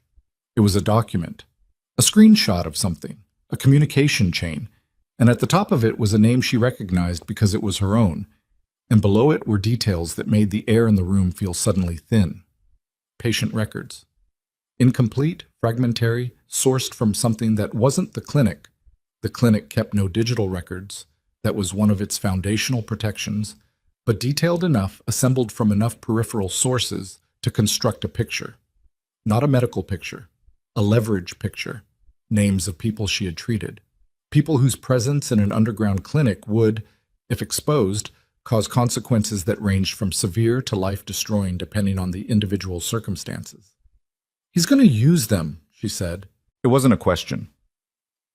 "If this reaches him and he decides he needs a reason, you'll cooperate," Damian said. "Or a reason I'll expose myself, or both." She sat very still. The list was not long, 20 names, maybe 25. But each name was a person. A man with a necrotic foot who couldn't afford insulin. A teenage girl with a dislocated shoulder and bruising she wasn't ready to talk about. 2 kids with ear infections. A middle-aged woman with a hernia that needed a referral. People who had come to the back door of a building on the corner of 49th and Racine because they had nowhere else to go and had trusted absolutely and completely that the information they gave in that room would stay in that room. "How did he get this?" she said. Her voice was flat in a way she was managing carefully. "We're still tracing it. The baseline data is public record. Fragments from insurance databases, pharmacy records, things that individually mean nothing but in aggregate. How long would I have before he used it?" Damian was quiet. "Damian." She turned to face him directly. "How long before he sends that list somewhere it destroys those people's lives?" "If he decides we're not coming to him," Damian said, "probably before morning." She looked at the list on the screen. She looked at it for a long time. Then she did something Damian did not expect. She reached past him, closed the laptop, stood up, and walked to the window. The South Loop at 6 in the morning was gray and beginning to move. Early traffic, the first delivery trucks, the sky doing its daily reluctant business of becoming light. She stood with her back to him, and she made whatever calculation she was making in the privacy of her own mind. And when she turned back around, her face had settled into something he hadn't seen on her before. Not fear, not anger. The specific and terrifying calm of someone who has just decided that the version of themselves that was trying to stay out of this is gone, and what remains is the version that finishes things. "I want to know everything," she said. "Not the summary, not what you think I need to know, everything. The clinic layout, whereas people are positioned, what you have and what you don't have, what the realistic options are, and what the cost of each one is." "Evelyn, I'm going to the clinic," she said, "with or without you. So you can spend the next 10 minutes arguing with me about it. Or you can spend them briefing me. And I'd strongly suggest the second one because, unlike the first, it might actually keep both of us alive." He stared at her. This woman who had been, 10 days ago, a physician with a secret volunteer practice and a quiet house on a street with dead streetlights and a coffee mug with a medical journal next to it, who had knelt in a wet alley and made a decision that had detonated every ordinary thing about her life, who was now standing in a safe house conference room at 6 in the morning with smoke still faintly in her hair, telling him she was going to walk back into the building where this had started. He had, in his life, given orders to men who would walk into any situation he designated without hesitation, because that was the architecture of what he'd built and who those men were. He had never once encountered someone who arrived at that same willingness from a completely opposite direction. Not because they were built for it, not because they'd been shaped by years of discipline and consequence, but because they had done a simple moral calculation and landed on the side of the people on that list, and that was simply the end of the conversation for them.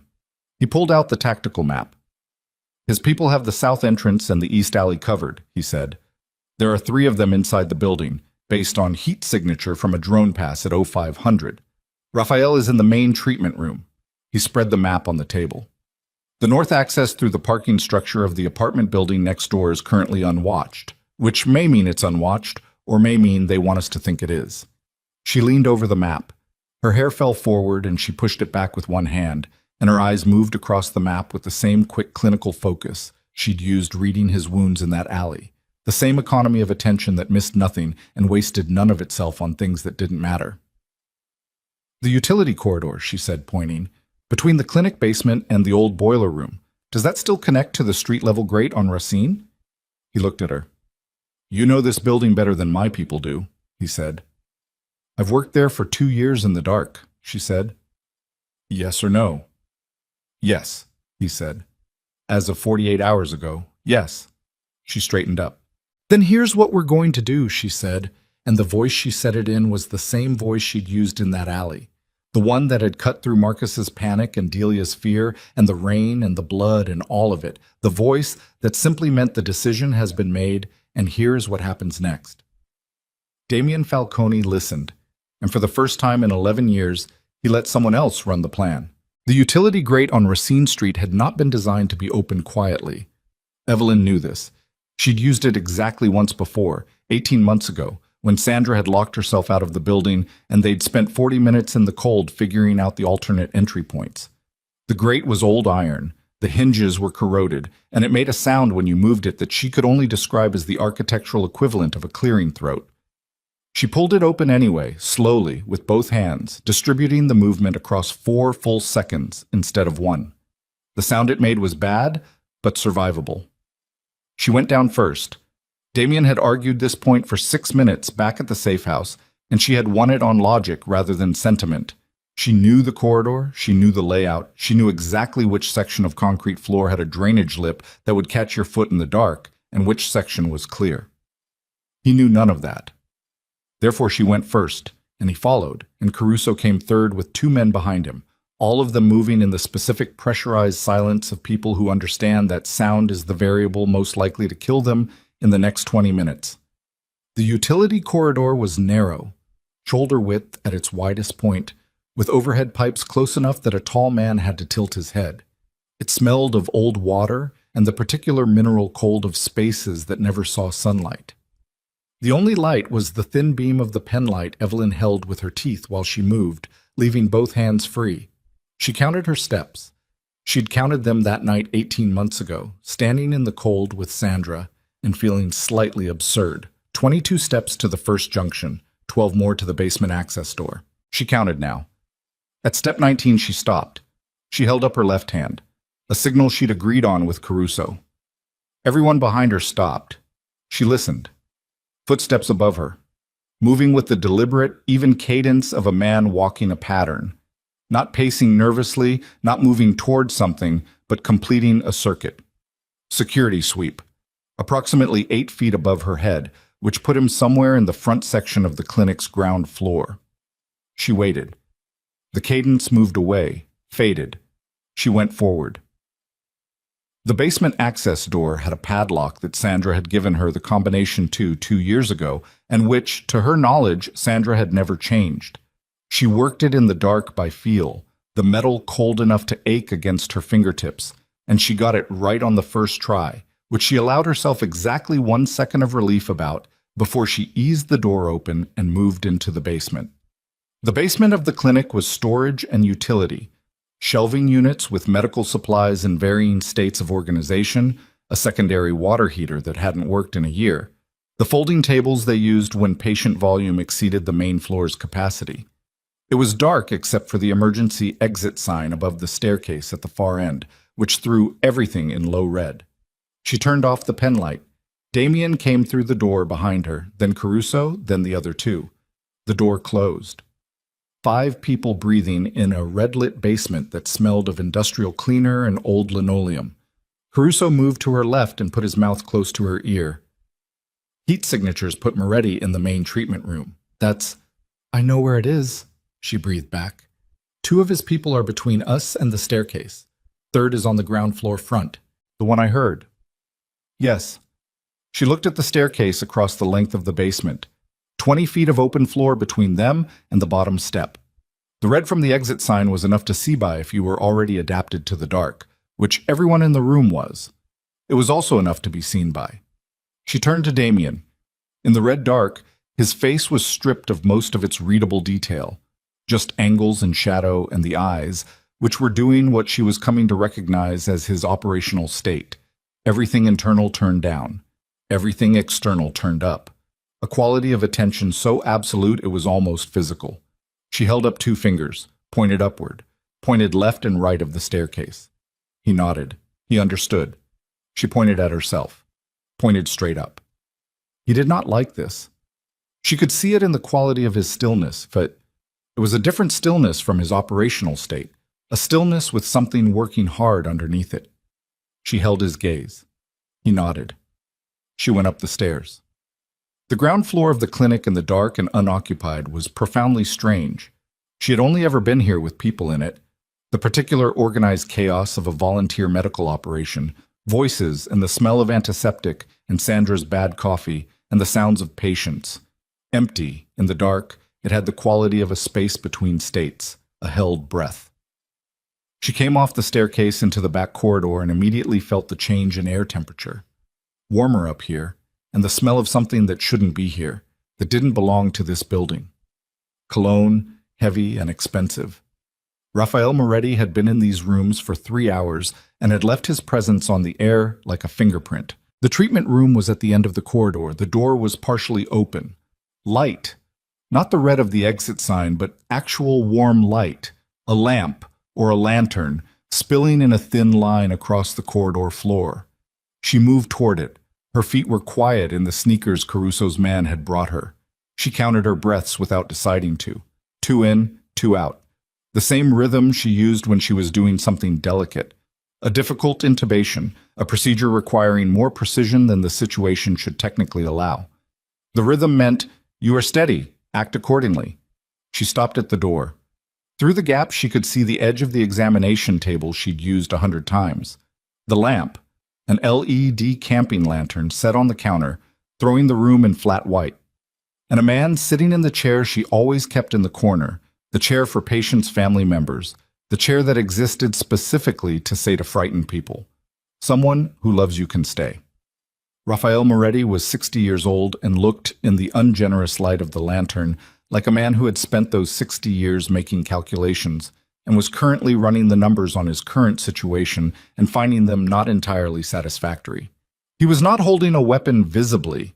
He was sitting with his hands loose on his knees, a phone face up on the table beside him, and the particular composed quality of someone who has decided that composure is the only position still available to them. He was also not alone. There was a man she hadn't anticipated, standing in the part of the room the heat signature analysis hadn't covered because it was directly adjacent to the exterior wall, a cold spot that had read as empty. He was standing with his back to the room's only window, arms crossed, watching the door. He saw her the same moment she registered him. She did not run. She did not freeze. She pushed the door open and walked into the room because the only thing running backward accomplished at this point was getting shot in the back. And she had decided, in the basement, that the version of her that was afraid of these men was a luxury she couldn't currently afford. "Dr. Mercer," Raphael said. He didn't sound surprised. She noted that. "Mr. Moretti," she said, "I was wondering which entry point you'd use." He tilted his head slightly. "The corridor, of course. Sandra Kowalski's building. You know it very well." "Better than you," she said. He smiled. It was the smile of a man who had spent decades in rooms with people who believed that knowing a thing gave them an advantage, and who knew that the advantage depended entirely on what the other person knew that you didn't. "Perhaps," he said. "Sit down, please." "I'd rather stand." "As you like." He glanced at the man by the window, a glance that communicated something Evelyn cataloged without being able to fully decode.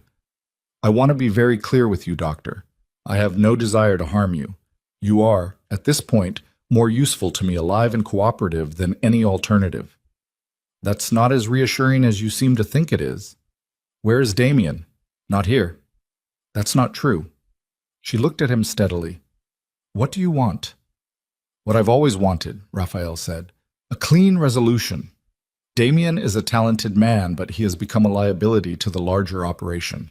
His unwillingness to modernize, to form necessary alliances, to understand that the old structure is no longer viable. I spent 18 months building toward a transition that would have been orderly, controlled, and frankly better for everyone, including most of Damien's own people." He paused. "You complicated things. I treated a patient. You kept him alive." The first edge in his voice, thin as a paper cut, but there. "Do you understand what that night cost me? 18 months of positioning, the Cavallo agreement, the internal consensus I'd spent a year building, everything contingent on Damien not surviving that alley." He leaned forward slightly. "And then an anonymous doctor with a conscience decided to play hero." She said nothing. "I don't blame you," he continued, pulling back. "You didn't know. You couldn't have. But you are now, whether you chose it or not, the single most inconvenient piece of evidence in a case that I am trying very hard to close." He picked up the phone from the table beside him. "The patient records I've assembled, the names, the people whose trust you hold." He looked at the phone for a moment, then back at her. "I have a number ready to send this to. Immigration enforcement, several journalists, one prosecutor who has been looking for a reason to examine your clinic's operation for 2 years. It goes in the next..." He checked his watch. 8 minutes, unless I make a different decision." Her hands, at her sides, were still. "Unless," she said, "unless Damien walks through that door in the next 3 minutes, alone. And we have a conversation that ends with an agreement instead of a war." He set the phone back on the table with a small, definitive sound. "I'm not a monster, Dr. Mercer. I'm a businessman. Monsters destroy things. I want to own them." She breathed in. She breathed out. "He's not going to make an agreement with you," she said. "No," Raphael agreed. "He's not. But you're going to ask him to." He looked at her with something that was almost gentle in its certainty. "Because those names on that list are yours to protect. And that's the only thing in this room you actually care about." She stared at him. The man by the window shifted his weight, and then the window behind him exploded inward. It happened very fast and very loud. The specific implosive violence of glass under sudden pressure, followed immediately by the sounds of the rear corridor, which was no longer silent. The man by the window went down in a cascade of glass, and the controlled chaos of Caruso's people moving through a space they'd entered from three separate directions simultaneously, while she was in this room drawing Raphael's complete attention away from every other point of entry. She dropped. Not panicking. Deliberate, trained-seeming even though no one had trained her for this, simply the correct response to a room that was suddenly full of unpredictable moving bodies, and she was the only one who knew for certain she wasn't the threat. She hit the floor behind the examination table and put her hands over her head and stayed there. The room was extremely loud for 11 seconds. Then it was quiet. She raised her head. Raphael Moretti was still in the chair. He had not moved. Not from bravery, she thought, but from the calculation of a man who understood that movement in this moment was more likely to get him shot than staying still.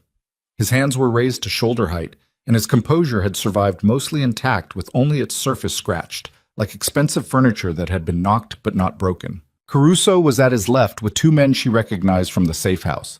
Damien was at his right, and Damien's face was something she didn't have a previous reference for. She had seen him in pain, in crisis, in the particular focused cold of operational mode. She had not seen him in the presence of the specific man who had spent 18 months building his death, and whose presence in this room, this building, this place that was Evelyn's, had apparently produced something older and darker and more fundamental than operational mode. "The phone," Damien said. His voice was entirely level, which somehow made it worse. Raphael looked at him for a long moment. Then he said, "You can't close this, Damien. The Cavallos—" "The phone, Raphael." "Have been in communication with 3 of your captains for the last 6 weeks. You take me off the board and you think that solves your problem, but you still have—" "I know about the captains." Damien moved to the table and picked up the phone himself. He looked at the screen, at the message prepared and ready. He looked at it for exactly 2 seconds. Then he put it in his pocket.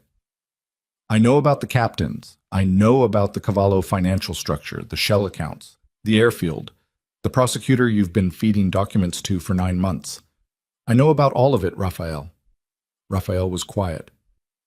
18 months, he said finally. "Yes." "And you knew?" Damien looked at him. "I suspected. 3 months ago, I knew." The calculation that moved across Raphael's face in the aftermath of that statement was visible even from where Evelyn was slowly getting to her feet behind the examination table. It was the calculation of a man reorganizing a fundamental assumption, realizing that the ground he'd believed himself to be standing on had been rearranged beneath him, and determining how long ago. "Then why—" he started. "Because I needed everything," Damien said. "Not the suspicion, not the theory, the proof, the financial records, the communication chain, the Cavallo connection, the names of every person you brought into this over 18 months. I needed all of it before I moved, because moving early would have burned the evidence, scattered the participants, and left me with nothing provable." He paused. "You taught me that, actually. Patience as a weapon." Raphael laughed. It was a short, humorless sound. "You're going to have me arrested. I'm going to hand you to the federal authorities along with documentation of every crime you've committed in the last 18 months, plus whatever they can use from before that. Which is quite a lot." Damien's voice stayed level throughout. "This isn't a war, Raphael. Wars are messy and expensive and generate the kind of attention that's bad for everyone. This is an ending, and the ending is the one where you spend whatever you have left in a federal correctional facility, and the Cavallo operation collapses under the weight of the financial documentation I'm going to send to the FBI's Organized Crime Division before noon." Raphael looked at him. "That's very clean," he said. "I'm tired of things that aren't," Damien said. There was a sound from the corridor then, a scuffle, brief and decisive, followed by voices and the short-clipped register of Caruso's men managing a situation. 2 of the Cavallo mercenaries who had been stationed in the building finally cornered. No shots. Evelyn noticed that. No shots. She was on her feet now, standing beside the examination table, and she was doing what she always did in the aftermath of a crisis. Her eyes moving across the room, cataloging, assessing. The man who had come through the window was on the floor and not moving but breathing, which she could see from the rise and fall of his chest. The 2 men Caruso had brought through the rear corridor were standing upright, functional. Caruso himself had a cut across his forearm from the window glass that would need attention but wasn't serious. Damien was standing in front of Rafael Moretti, and she looked at him more carefully. He was holding himself in a way that wasn't right, the same compensation she'd seen earlier, but more pronounced now. His weight distributed slightly wrong, the left side carrying less than it should be. She'd restitched him in her kitchen 4 hours ago, and he had run and fought and come through a window in the last 20 minutes, and the math on that was not good. "You're bleeding again," she said. Every head in the room turned to her, which she ignored. Damien turned to her. "I'm fine," he said. "You've said that before and been wrong," she said. She crossed the room toward him. "Let me see." "Evelyn, right now, or I will make a scene in front of all these people." She stopped in front of him and looked up at his face, which was doing that thing again. Not quite resistant, not quite cooperating. A man unaccustomed to being managed, encountering someone with absolutely no interest in his preferences about it. "Sit down." She looked at Caruso. "Is this building secure?" Caruso took exactly 1 second to reassess what was happening. "Yes, ma'am." "Then find me whatever medical supplies are left in this building. There should be a kit in the bottom cabinet of the back room, gray bag, red zipper. Go." Caruso went. She looked back at Damien. He sat down. In the chair Raphael had just vacated, which she found in some distant compartment of her mind that was still tracking the ironic, somewhat appropriate. She reached for his jacket. He caught her wrist. Not hard. Just a contact, a stop, with enough weight to mean something. She looked at him. "Thank you," he said, very quietly. With the specific quality of a man who doesn't say those 2 words often and means them with the full weight of everything he doesn't say. She looked at him for a moment. "You can thank me after I make sure you're not bleeding internally," she said. She opened his jacket. It was worse than she'd hoped and better than she'd feared. The stitches at the upper wound site had held, but the lower ones had pulled entirely free, and the incision had opened in a way that was ugly and needed attention but was not. Thank everything in her training, threatening anything vital. She pressed her palm against it. He made a sound that was almost not a sound, a barely audible exhale through his teeth that cost him more to suppress than it should have, which told her exactly how much everything was hurting and how long he'd been pushing through it. "Hold this," she said, guiding his hand to the pressure point. He took over without being told how hard. "Good." She looked around the room. Raphael was now standing between 2 of Caruso's men, his hands zip-tied, his composure finally showing its first real crack. Not fear exactly, but the specific pallor of a man whose plan has just comprehensively failed and who is running the arithmetic on what comes next. On the floor of the clinic where she had spent 2 years treating people who had nowhere else to go. She thought about the list on his phone. 23 names she had in her head. 23 people who had trusted her with things they couldn't trust anyone else with. She looked at Damien. "The phone," she said. He reached into his pocket and handed it to her without question. She looked at the prepared message, the list, the phone numbers for the recipients he'd assembled. She deleted the message. Then she held down the power button until the phone died. She handed it back. "That's not evidence of anything important," she said, "so we don't need it." He looked at her. Something in his eyes that she was going to spend a long time not thinking about until she was somewhere quiet and could afford to. Caruso came back with the medical kit. She took it. "Caruso," she said, opening the bag and beginning to sort through it with the efficiency of someone who has done this in inadequate conditions more times than she can count, "I need light." He produced a flashlight and held it exactly where she needed it. She worked. Outside, the city was beginning its morning. She could hear it at the edges. The first elevated train rattling through on the tracks 2 blocks north, the ambient noise of a neighborhood reclaiming its ordinary rhythm from the dark. Inside the clinic, Rafael Moretti sat in the back of Caruso's car, waiting for the men who would transport him somewhere Damien had arranged, which she understood was a controlled handoff and did not ask about. Inside the clinic, 2 of Caruso's men moved through the building methodically, and the sounds they produced were the sounds of a space being secured and cleared rather than threatened. Inside the clinic, the examination room lamp threw its flat white light over the counter and the cabinets and the chair, where a man who should have been in a hospital bed was sitting while a woman who should have been home sleeping worked on him with thread and a focus that left no room for anything else. She tied off the last suture. She pressed a clean dressing over the site and held it. "This is the last time I do this in a building without proper equipment," she said. "Next time you get shot or stabbed or blown through a window." "I wasn't blown through a window, Caruso's people.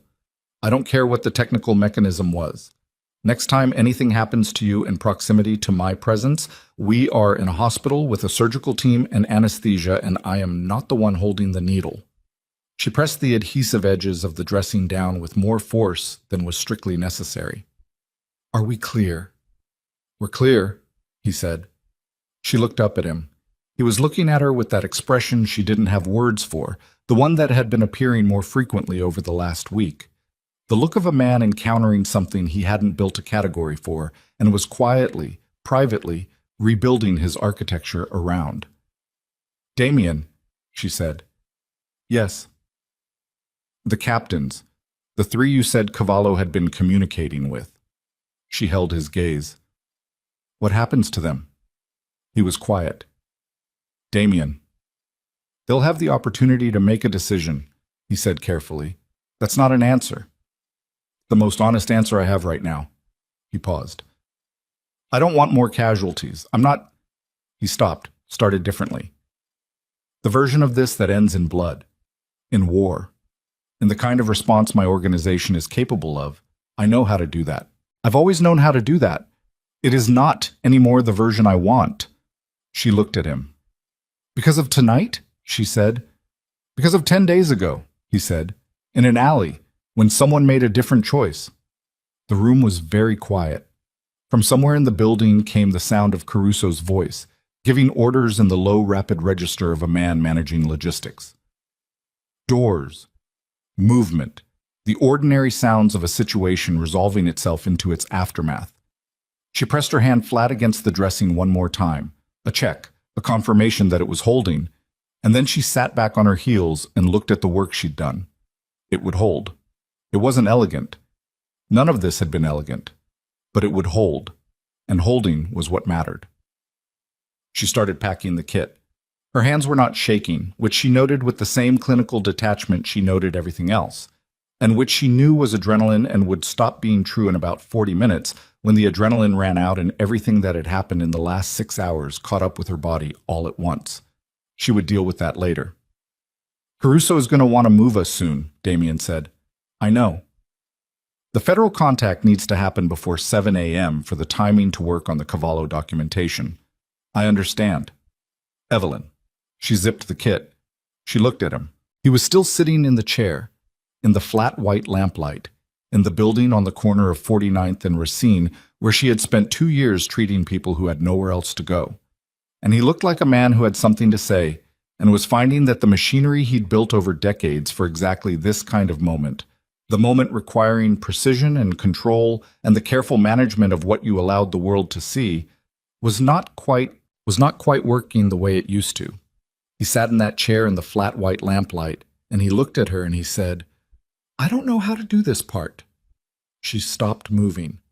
"Which part?" she said. "The part where it's over."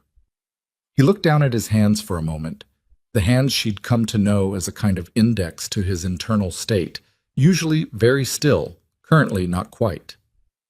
"I know how to build things. I know how to protect them. I know how to dismantle what threatens them. I have spent my entire adult life becoming very good at those 3 things." He looked back up at her. "I don't know how to sit in a room after and figure out what comes next when what comes next isn't another problem." She looked at him for a long time. Then she picked up the medical kit, stood, and said, "One thing at a time. Right now the next thing is getting you somewhere you can actually rest without tearing those stitches again. Everything else is after that." He nodded slowly. He stood. Carefully, with the cautious economy of a man who had learned, finally and at significant cost, that his body had limits it was going to enforce with or without his cooperation. "One thing at a time," he repeated, like he was testing whether the principle worked as a general operating philosophy. It's how I've gotten through everything, she said. Highly recommend it. Caruso appeared in the doorway with the particular timing of a man who had been waiting for exactly the right moment, which told her he'd been listening, which she decided to address at some other point when it mattered more. Car's ready, Caruso said. Federal contact is standing by for 7. Damien looked at him. Raphael is secured? En route. The 3 captains. Caruso's expression shifted slightly. 2 of them came in voluntarily when they heard we had Raphael. The 3rd is being located. When he's located, bring him to me. Not to anyone else. To me. Understood. Damien moved toward the door. He stopped beside her. Coming? He said. I need a minute, she said. I'll be right out. He looked at her once, a look that was brief and complete, and carried more in it than most conversations. And then he went. She stood alone in the examination room. The lamp was still on. The room smelled of antiseptic and smoke and the particular chemical aftermath of a space that had been through something and was now returning to itself. She looked at the examination table, the counter where the incendiary device had scorched the surface of her clinic, the cabinet where the medical kit had lived, where it had always lived, where she had reached for it 100 times for 100 patients. She thought about the 57-year-old man with the necrotic foot, the girl with the dislocated shoulder, the 2 kids with ear infections, the 23 people on a list that now existed only in her memory because she had deleted the only other copy. She thought about a stranger in an alley in the rain.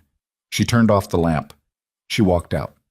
The federal handoff happened at 6:58 a.m. in a parking structure in the West Loop, which Evelyn was not present for and did not ask about in detail.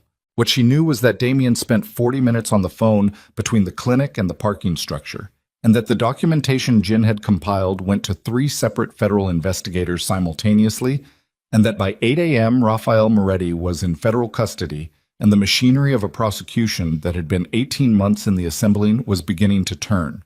She knew these things because Caruso told her in the spare and factual way that Caruso communicated information, while she sat in the back of the middle vehicle in a 3-car convoy heading north. She did not feel triumphant. She wasn't sure she'd expected to. What she felt was the specific hollowness of someone who has been running on adrenaline for an extended period and has just felt it leave. Like the tide going out very suddenly and leaving everything on the ground exposed, her own fatigue, her own fear, all the things she'd been managing so carefully for 10 days that had never stopped being present, only been put somewhere workable. She looked out the window. Chicago coming awake in the early morning was one of her actual favorite things about this city, and she hadn't been able to appreciate it for 10 days. The bakeries with their lights on, the dog walkers, the man in the blue jacket who ran the same route through Lincoln Park every morning at this hour, and whom she'd seen from her car approximately 300 times without ever knowing his name. The specific quality of October light on the lake, when you could catch a glimpse of it between buildings, gray-blue and very large and indifferent in the way that large bodies of water were always indifferent, which she found, right now, extraordinarily comforting. None of this cared what had happened in the last 10 days. The lake had been doing what it did before she was born and would keep doing it after, and there was something in that she needed right now more than almost anything else. They took her home, or what was left of it. The house in Rogers Park had been assessed by 2 of Caruso's people while they were at the clinic, and the verdict was structurally sound, smoke damage to the kitchen manageable, the security breach point secured, which meant she could go home, which meant she stood on her front porch at 7:30 in the morning and put her key in her own lock and walked into her own hallway. It smelled of smoke, not overwhelmingly. The windows had been open, she could tell, but the underneath smell was still there, the reminder. She stood in the hallway. She was still standing there when her phone rang. Sandra. She answered. "Tell me everything," Sandra said, "starting from the part where you're alive and ending with the part where you're alive." "I'm alive," Evelyn said. "That's the best and worst summary I've ever heard. Are you home?" "Yes." "I'm coming over." "Sandra, you don't have to say—" "I'm already in my car," Sandra said. "Put on coffee, not the good stuff, the bad stuff, because I need it to taste like the clinic, or I'm going to cry, and I can't drive and cry." She put on the bad coffee. Sandra arrived in 19 minutes, and the first thing she did was walk through every room of the house in a thorough and systematic way that had nothing to do with assessing damage and everything to do with the specific ritual of a person who loves someone, making sure the physical space is real and intact. Then she sat down at the kitchen table, looked at the scorched counter, and said, "Tell me." Evelyn told her. All of it. The 10 days, the safe house, the clinic, Raphael, the list. She told her plainly and without editorial, the way she presented cases at Northwestern. Here are the facts, here's the progression, here's the outcome. Sandra listened without interrupting, which was not natural for Sandra and was therefore an act of significant discipline. When Evelyn finished, Sandra was quiet for a long moment. Then she said, "The list, the names." "Gone," Evelyn said. "The only copy that existed." Sandra breathed out. "All of them." "All of them." Another silence. "And Kevin," Sandra said, "safe. Damien," she paused over the name, using it so naturally now that she noticed the noticing. "He made arrangements. Kevin is being relocated. A cousin in Milwaukee, I think. He's not coming back to Chicago." "He shouldn't," Sandra said. Not unkindly. The voice of someone who understood the difference between stupidity and malice, and could hold both accountable simultaneously. "No," Evelyn agreed. Sandra picked up her coffee, drank, made the expression she always made, which was the expression of someone who had decided that bad coffee was a character-building exercise and was committed to the curriculum. "The clinic," she said. 2 weeks, Evelyn said. "Maybe 3 to let things settle. Then we reopen." Sandra looked at her. "What about the next time?" she said. "Not this exact situation, but the next time someone walks in with something we're not equipped for, or someone uses our patience to leverage us, or—" "I've been thinking about that," Evelyn said. "And?" She looked at her coffee. "There may be a way to operate legally, transparently. A charitable medical foundation with independent oversight, proper licensing, actual equipment, somewhere between the underground and the mainstream that doesn't require us to exist in the shadows and doesn't require patients to be invisible to receive care." Sandra was very still. "That's not a small thing." "No. The funding alone would require—" "I know." "Evelyn," Sandra set her coffee down, "does this have anything to do with the man whose soldiers surrounded your house 10 days ago?" She met Sandra's eyes. "It might," she said. "Is that a problem?" Sandra thought about it for what felt like a genuine amount of time. "Ask me again in 6 months," she said, "when I can see what that looks like in practice." "Fair enough." Sandra left at 10. Evelyn slept for 6 hours, which was not enough, and was also the best sleep she'd had in 2 weeks. She woke at 4 in the afternoon to 3 missed calls from the hospital, 1 from her department chief, and 1 from a number she didn't recognize that turned out to be a federal investigator who wanted to take a statement about the events at the clinic on Racine. She scheduled the statement for 2 days out. She called her department chief and said she'd be back Thursday.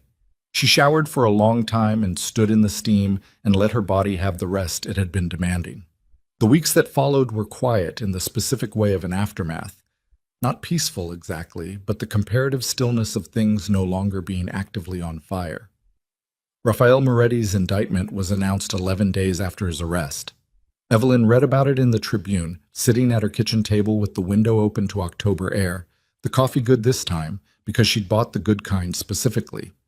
The article was careful and thorough and contained nothing she didn't already know, but she read it to the end anyway. The Cavallo family's financial operation collapsed under the weight of the documentation that had been submitted to federal investigators. 3 senior members were indicted within 6 weeks. The family's ability to operate in Chicago was, by November, severely compromised. Not gone, these things were never gone, but diminished in ways that had real and visible consequences. The third captain, the one who had not come in voluntarily, was found by Caruso's people at a motel in Gary, Indiana, and brought to Damien, as ordered. What happened in that conversation, Evelyn did not know. What she knew was that the man subsequently turned himself in to federal authorities with a full account of his communications with the Cavallo operation, which was either a conversion experience or a very practical calculation. Possibly both. She saw Damien twice in October, briefly and functionally, once when his wound needed checking, and once when there was documentation for the charitable foundation that required her review and signature. Both times they met in a conference room in his legitimate business office downtown, with other people present, and the conversations were specific and contained. She noticed that he was moving more easily, the left side carrying its proper weight again. She noticed it the way she noticed all physical data, automatically, without meaning to. The third time she saw him in October, there were no other people present. He appeared at her door on a Thursday evening in late October. No convoy, no security detail visible, though she'd learned by now they were never entirely absent. Just Damien Falcone on her front porch with a jacket that had not been measured for him this time. A regular jacket, slightly less expensive than the destroyed one, worn in at the elbows. And 2 cups of coffee from the place on Clark Street that she went to every Saturday morning and that he had clearly looked up. He held one out. She took it. "You could have called," she said. "I could have," he agreed. She stepped aside. He came in. They sat at the kitchen table. Her kitchen, which smelled of fresh paint now because she'd repainted the scorched section herself one Sunday afternoon, badly enough that Sandra had offered to help, and she had refused on principle. The counter was slightly uneven in the way of a patch job done by someone whose skill set was in entirely other areas. She'd decided to leave it that way. "The foundation paperwork cleared," Damien said. "The licensing process will take 3 to 4 months, but the funding is in place." "I know, Sandra has been updating me. She's very efficient." "She's terrifying," Evelyn said, "in the best possible way." Something moved across his face that was almost a smile. "The Independent Oversight Board," she said. "I want to be clear about what that means in practice. No operational input from your organization, no pressure on patient selection, no access to records, no knowledge of who we treat or how. Completely separate." "Agreed." "I mean it, Damien." "I know you mean it," he said. "That's why I agreed." She looked at him. "How are you?" she said. Not medical. Actually asking. He considered the question with the seriousness it apparently required, which she'd noticed was how he treated most questions. Not performing thoughtfulness, actually doing it. "Strange," he said finally. "The organization is restructuring. The operations that were the primary source of what created all of this." He paused. "Those are being wound down. The legitimate businesses are expanding. It's a slower process than I'd like and considerably more complicated than it sounds." "Is it working?" "Ask me in a year," she nodded. "Your people," she said. "The ones who were hurt. Martinez?" "Recovered. He's back on rotation. Caruso's arm. He said to tell you the scar is distinguished." She almost smiled. "Tell him the scar means he should have gotten it sutured properly when I offered." "I'll pass that along." They drank their coffee. Outside, October was doing what October did.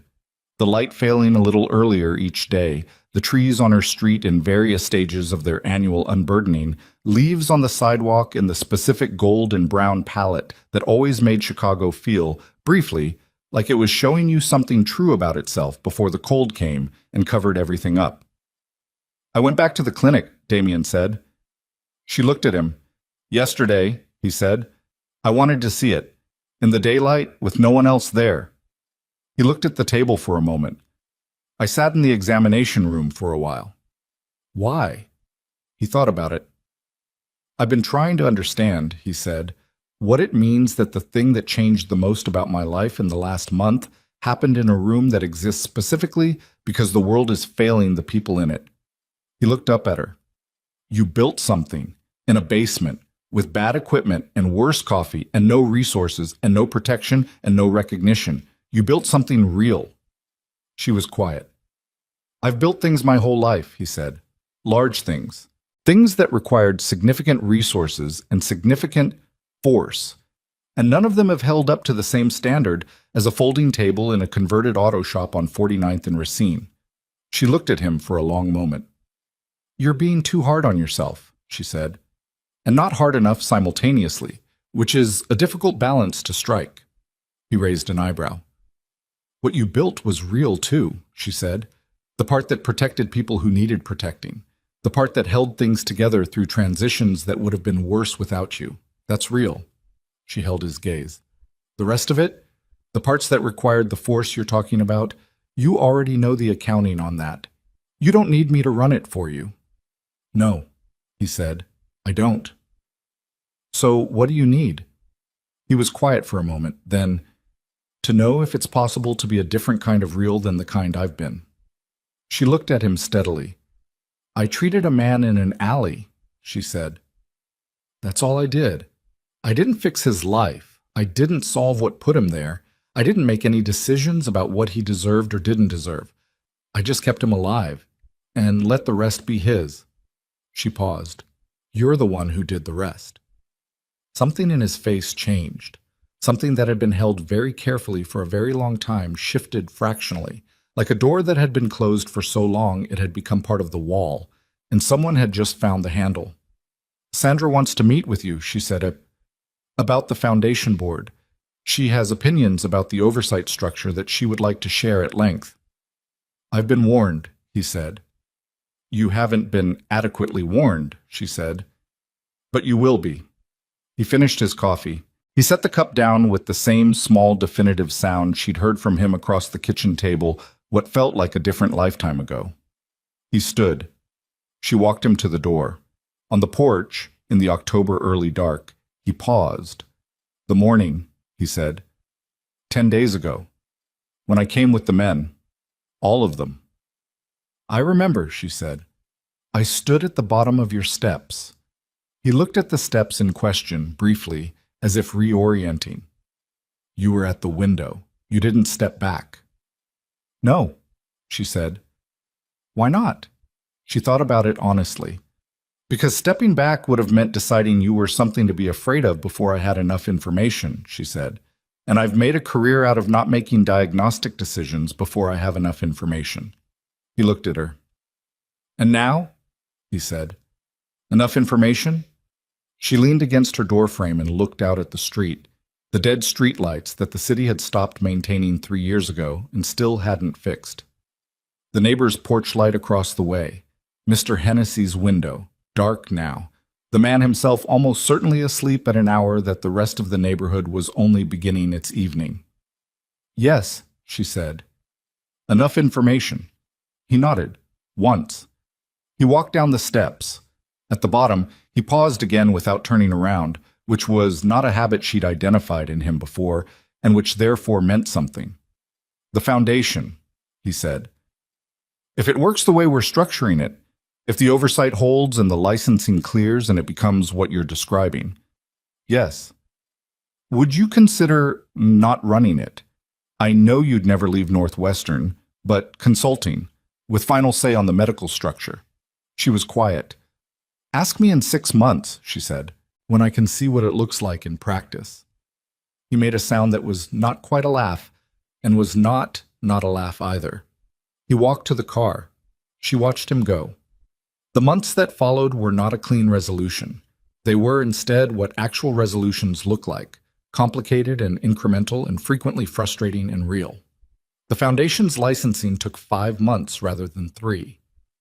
The Independent Oversight Board included 2 people Sandra found intolerable, and one she adored, which was Sandra's characterization and which Evelyn trusted implicitly. The first properly licensed intake session in the new facility, a ground floor space in Pilsen with actual equipment and proper lighting, and a coffee maker that Sandra selected based on criteria she declined to share, happened in March, on a Tuesday, in the rain. 9 patients, 3 of whom had been coming to the old clinic on 49th and Racine, Warsaw. Evelyn was there. She told Northwestern she had a personal appointment, which was not exactly a lie. She treated a man with hypertension who hadn't been able to see a doctor in 2 years, an elderly woman with a respiratory infection that had been developing for 3 weeks, a teenager who needed stitches in his palm from a kitchen accident and who was brought in by his mother because she didn't have insurance and didn't know what else to do. She sutured the teenager's palm with the kind of care that had nothing to do with the simplicity of the injury and everything to do with the practice of attention, the same attention she'd been applying to things in alleys and exam rooms and burned kitchens for the last several months. The boy watched her work with the expression of someone who had expected to be afraid of this and discovered he wasn't. "Does it hurt?" she asked. "A little," he said. It's going to hurt more tomorrow when the local wears off. Keep it clean, keep it dry, come back in 10 days, or if you see any redness spreading from the site before that. Okay, he said. You can bring your mother, she said. She can wait right outside. She's worried, he said. That's what mothers do, Evelyn said. Let her in. She finished the suture. She dressed the wound. She walked the boy to the door where his mother was waiting with the specific contained anxiety of a woman who had been managing without adequate resources for long enough that even a good outcome didn't fully release the tension. He's fine, Evelyn said. Clean wound, good closure. He'll heal without a problem. The woman looked at her. Thank you. Come back in 10 days, Evelyn said. We're here Tuesdays and Thursdays. She went back inside. Sandra was at the intake desk doing the administrative work she'd been doing for 3 years with the same focused efficiency and the same expression of someone who knows exactly how important it is and doesn't need to be told. She looked up when Evelyn came in. Good? She said. Good, Evelyn said. In the supply room at the back of the new facility, there was a shelf with the same gray bag and red zipper that had lived in the bottom cabinet on Racine. Evelyn had brought it herself. It was not the nicest equipment on the shelf. The Foundation had bought proper supplies, the kind they'd never been able to afford before. But it was the one she reached for first, out of habit, out of something that wasn't quite sentiment and wasn't not sentiment either. There was a card tucked into the side pocket of the bag. She'd put it there in October and hadn't moved it. One side, a phone number. The other, you saved my life. The least I can do is try not to ruin yours. D. She looked at it for a moment. She put it back. 8 months after a storm-soaked night in October, Damien Falcone came to the clinic on a Tuesday afternoon when the waiting room had 2 people in it and Sandra was on the phone managing a supply delivery with the full force of her personality. He had flowers, which she had not expected. Not elaborate ones, a straightforward bunch from what was clearly a corner store, chosen with the pragmatism of a man who had decided on the gesture and executed it without overthinking the details. He looked different. She'd seen him several times in the intervening months, at Foundation meetings, at one necessary legal consultation, once across the room at a Northwestern fundraising event where they had acknowledged each other with the particular nod of people who share a significant amount of context and are in a setting that doesn't accommodate it. But here, in the clinic, without the architecture of business or strategy around him, he looked different, less like a man managing outcomes, more like a man standing in a place that mattered to him and being willing to let that be visible. He held out the flowers. She took them. The man with the foot, he said. The one you mentioned once, the insulin. She looked at him. He's been enrolled in a care management program through the Foundation, Damien said. His HbA1c dropped 2 points in 3 months. His doctor says the foot is stable. She stared at him. How do you know that? Sandra sends reports, he said. Aggregate, anonymized, compliant with every applicable regulation. She was very clear about that. Of course she was. I read them, he said simply. She looked at him in the doorway of the clinic, the afternoon light coming through the front windows that actually let in light now, unlike the one small high window above the sink on Racine. The sound of Sandra's voice in the back, managing the delivery with characteristic precision. The smell of the place, antiseptic, coffee, the particular warmth of a heated space in early spring. Come in, she said. He came in. Sandra looked up from the phone, clocked him, clocked the flowers, clocked Evelyn's face, and returned to her phone call with the expression of a woman who had several opinions and had decided that this was not the moment for them. Evelyn put the flowers in the water pitcher they used for exactly this kind of thing. The clinic received flowers occasionally from patients who had nowhere else to put their gratitude, and set it on the counter. The restructuring, she said. How's it going? Slowly, he said, and better than I expected, which I'm told is how these things go. The people who depended on the old structure. Being transitioned, it's not... He stopped. It's not without cost. There are people whose situations are worse in the short term because of decisions I've made. I'm not going to pretend otherwise. Are you doing what you can for them? Yes. Then that's what you can do, she said. He was quiet for a moment. I had a conversation last week, he said, with a man who has been in my organization for 22 years. He's 51. He has a daughter in college. He has spent his entire adult life doing things that he did because they were the structure he was inside, not because they were the things he would have chosen. He paused. I'm trying to figure out what I owe him. She looked at him. What did you tell him? That I was going to help him figure out what came next, that the organization would support that transition. He met her eyes. And then I sat in my office afterward trying to work out whether that's enough. Is it? I don't know, he said. I don't think there's a clean answer. No, she agreed.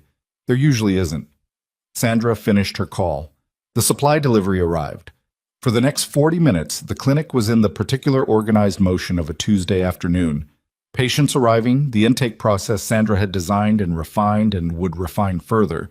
The back room where Evelyn saw patients one at a time with the focused attention that was the only thing she'd ever been able to reliably offer in rooms like this. Damien sat in the waiting room. He did not look uncomfortable, which she'd half expected. He sat with the same quality of stillness he'd always had, and he looked at the room, at the people in it, at the walls Sandra had covered with health information in 4 languages, at the children's drawings that a patient had donated as a thank you in February, taped above the intake desk, with the attention of someone who was seeing something they'd had a hand in building and were deciding what they thought about it. After the last patient of the afternoon, she found him still there. You stayed, she said. I didn't have anywhere I needed to be, he said, which she understood from him was not a statement about his schedule. She sat in the chair across from him. The waiting room empty now, Sandra in the back doing closing procedures, the late afternoon light pulling long across the floor. I need to ask you something, she said.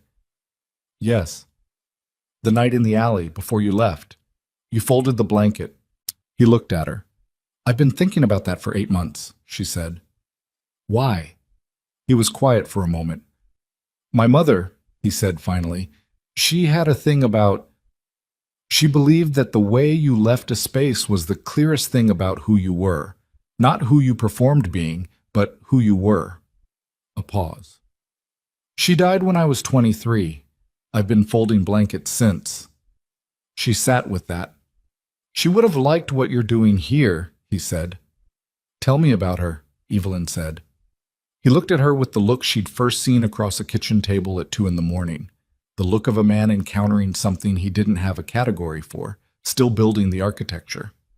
He started talking. Outside, Chicago moved through its evening with the enormous indifference of a city that has seen everything and will outlast all of it. The elevated trains on their old tracks, the lake doing what the lake did, the lights coming on in 1,000 windows where 1,000 lives were proceeding in the ordinary, difficult human business of becoming something other than what they started as. Inside, 2 people who had found each other in an alley in the rain sat in the waiting room of a small clinic and talked until it got dark, and the flowers from the corner store leaned in their water pitcher on the counter, and Sandra locked the supply room and turned off the backlights, and paused in the doorway long enough to confirm what she was seeing before she slipped out the front door without saying a word, leaving them exactly where they were, which was where they needed to be.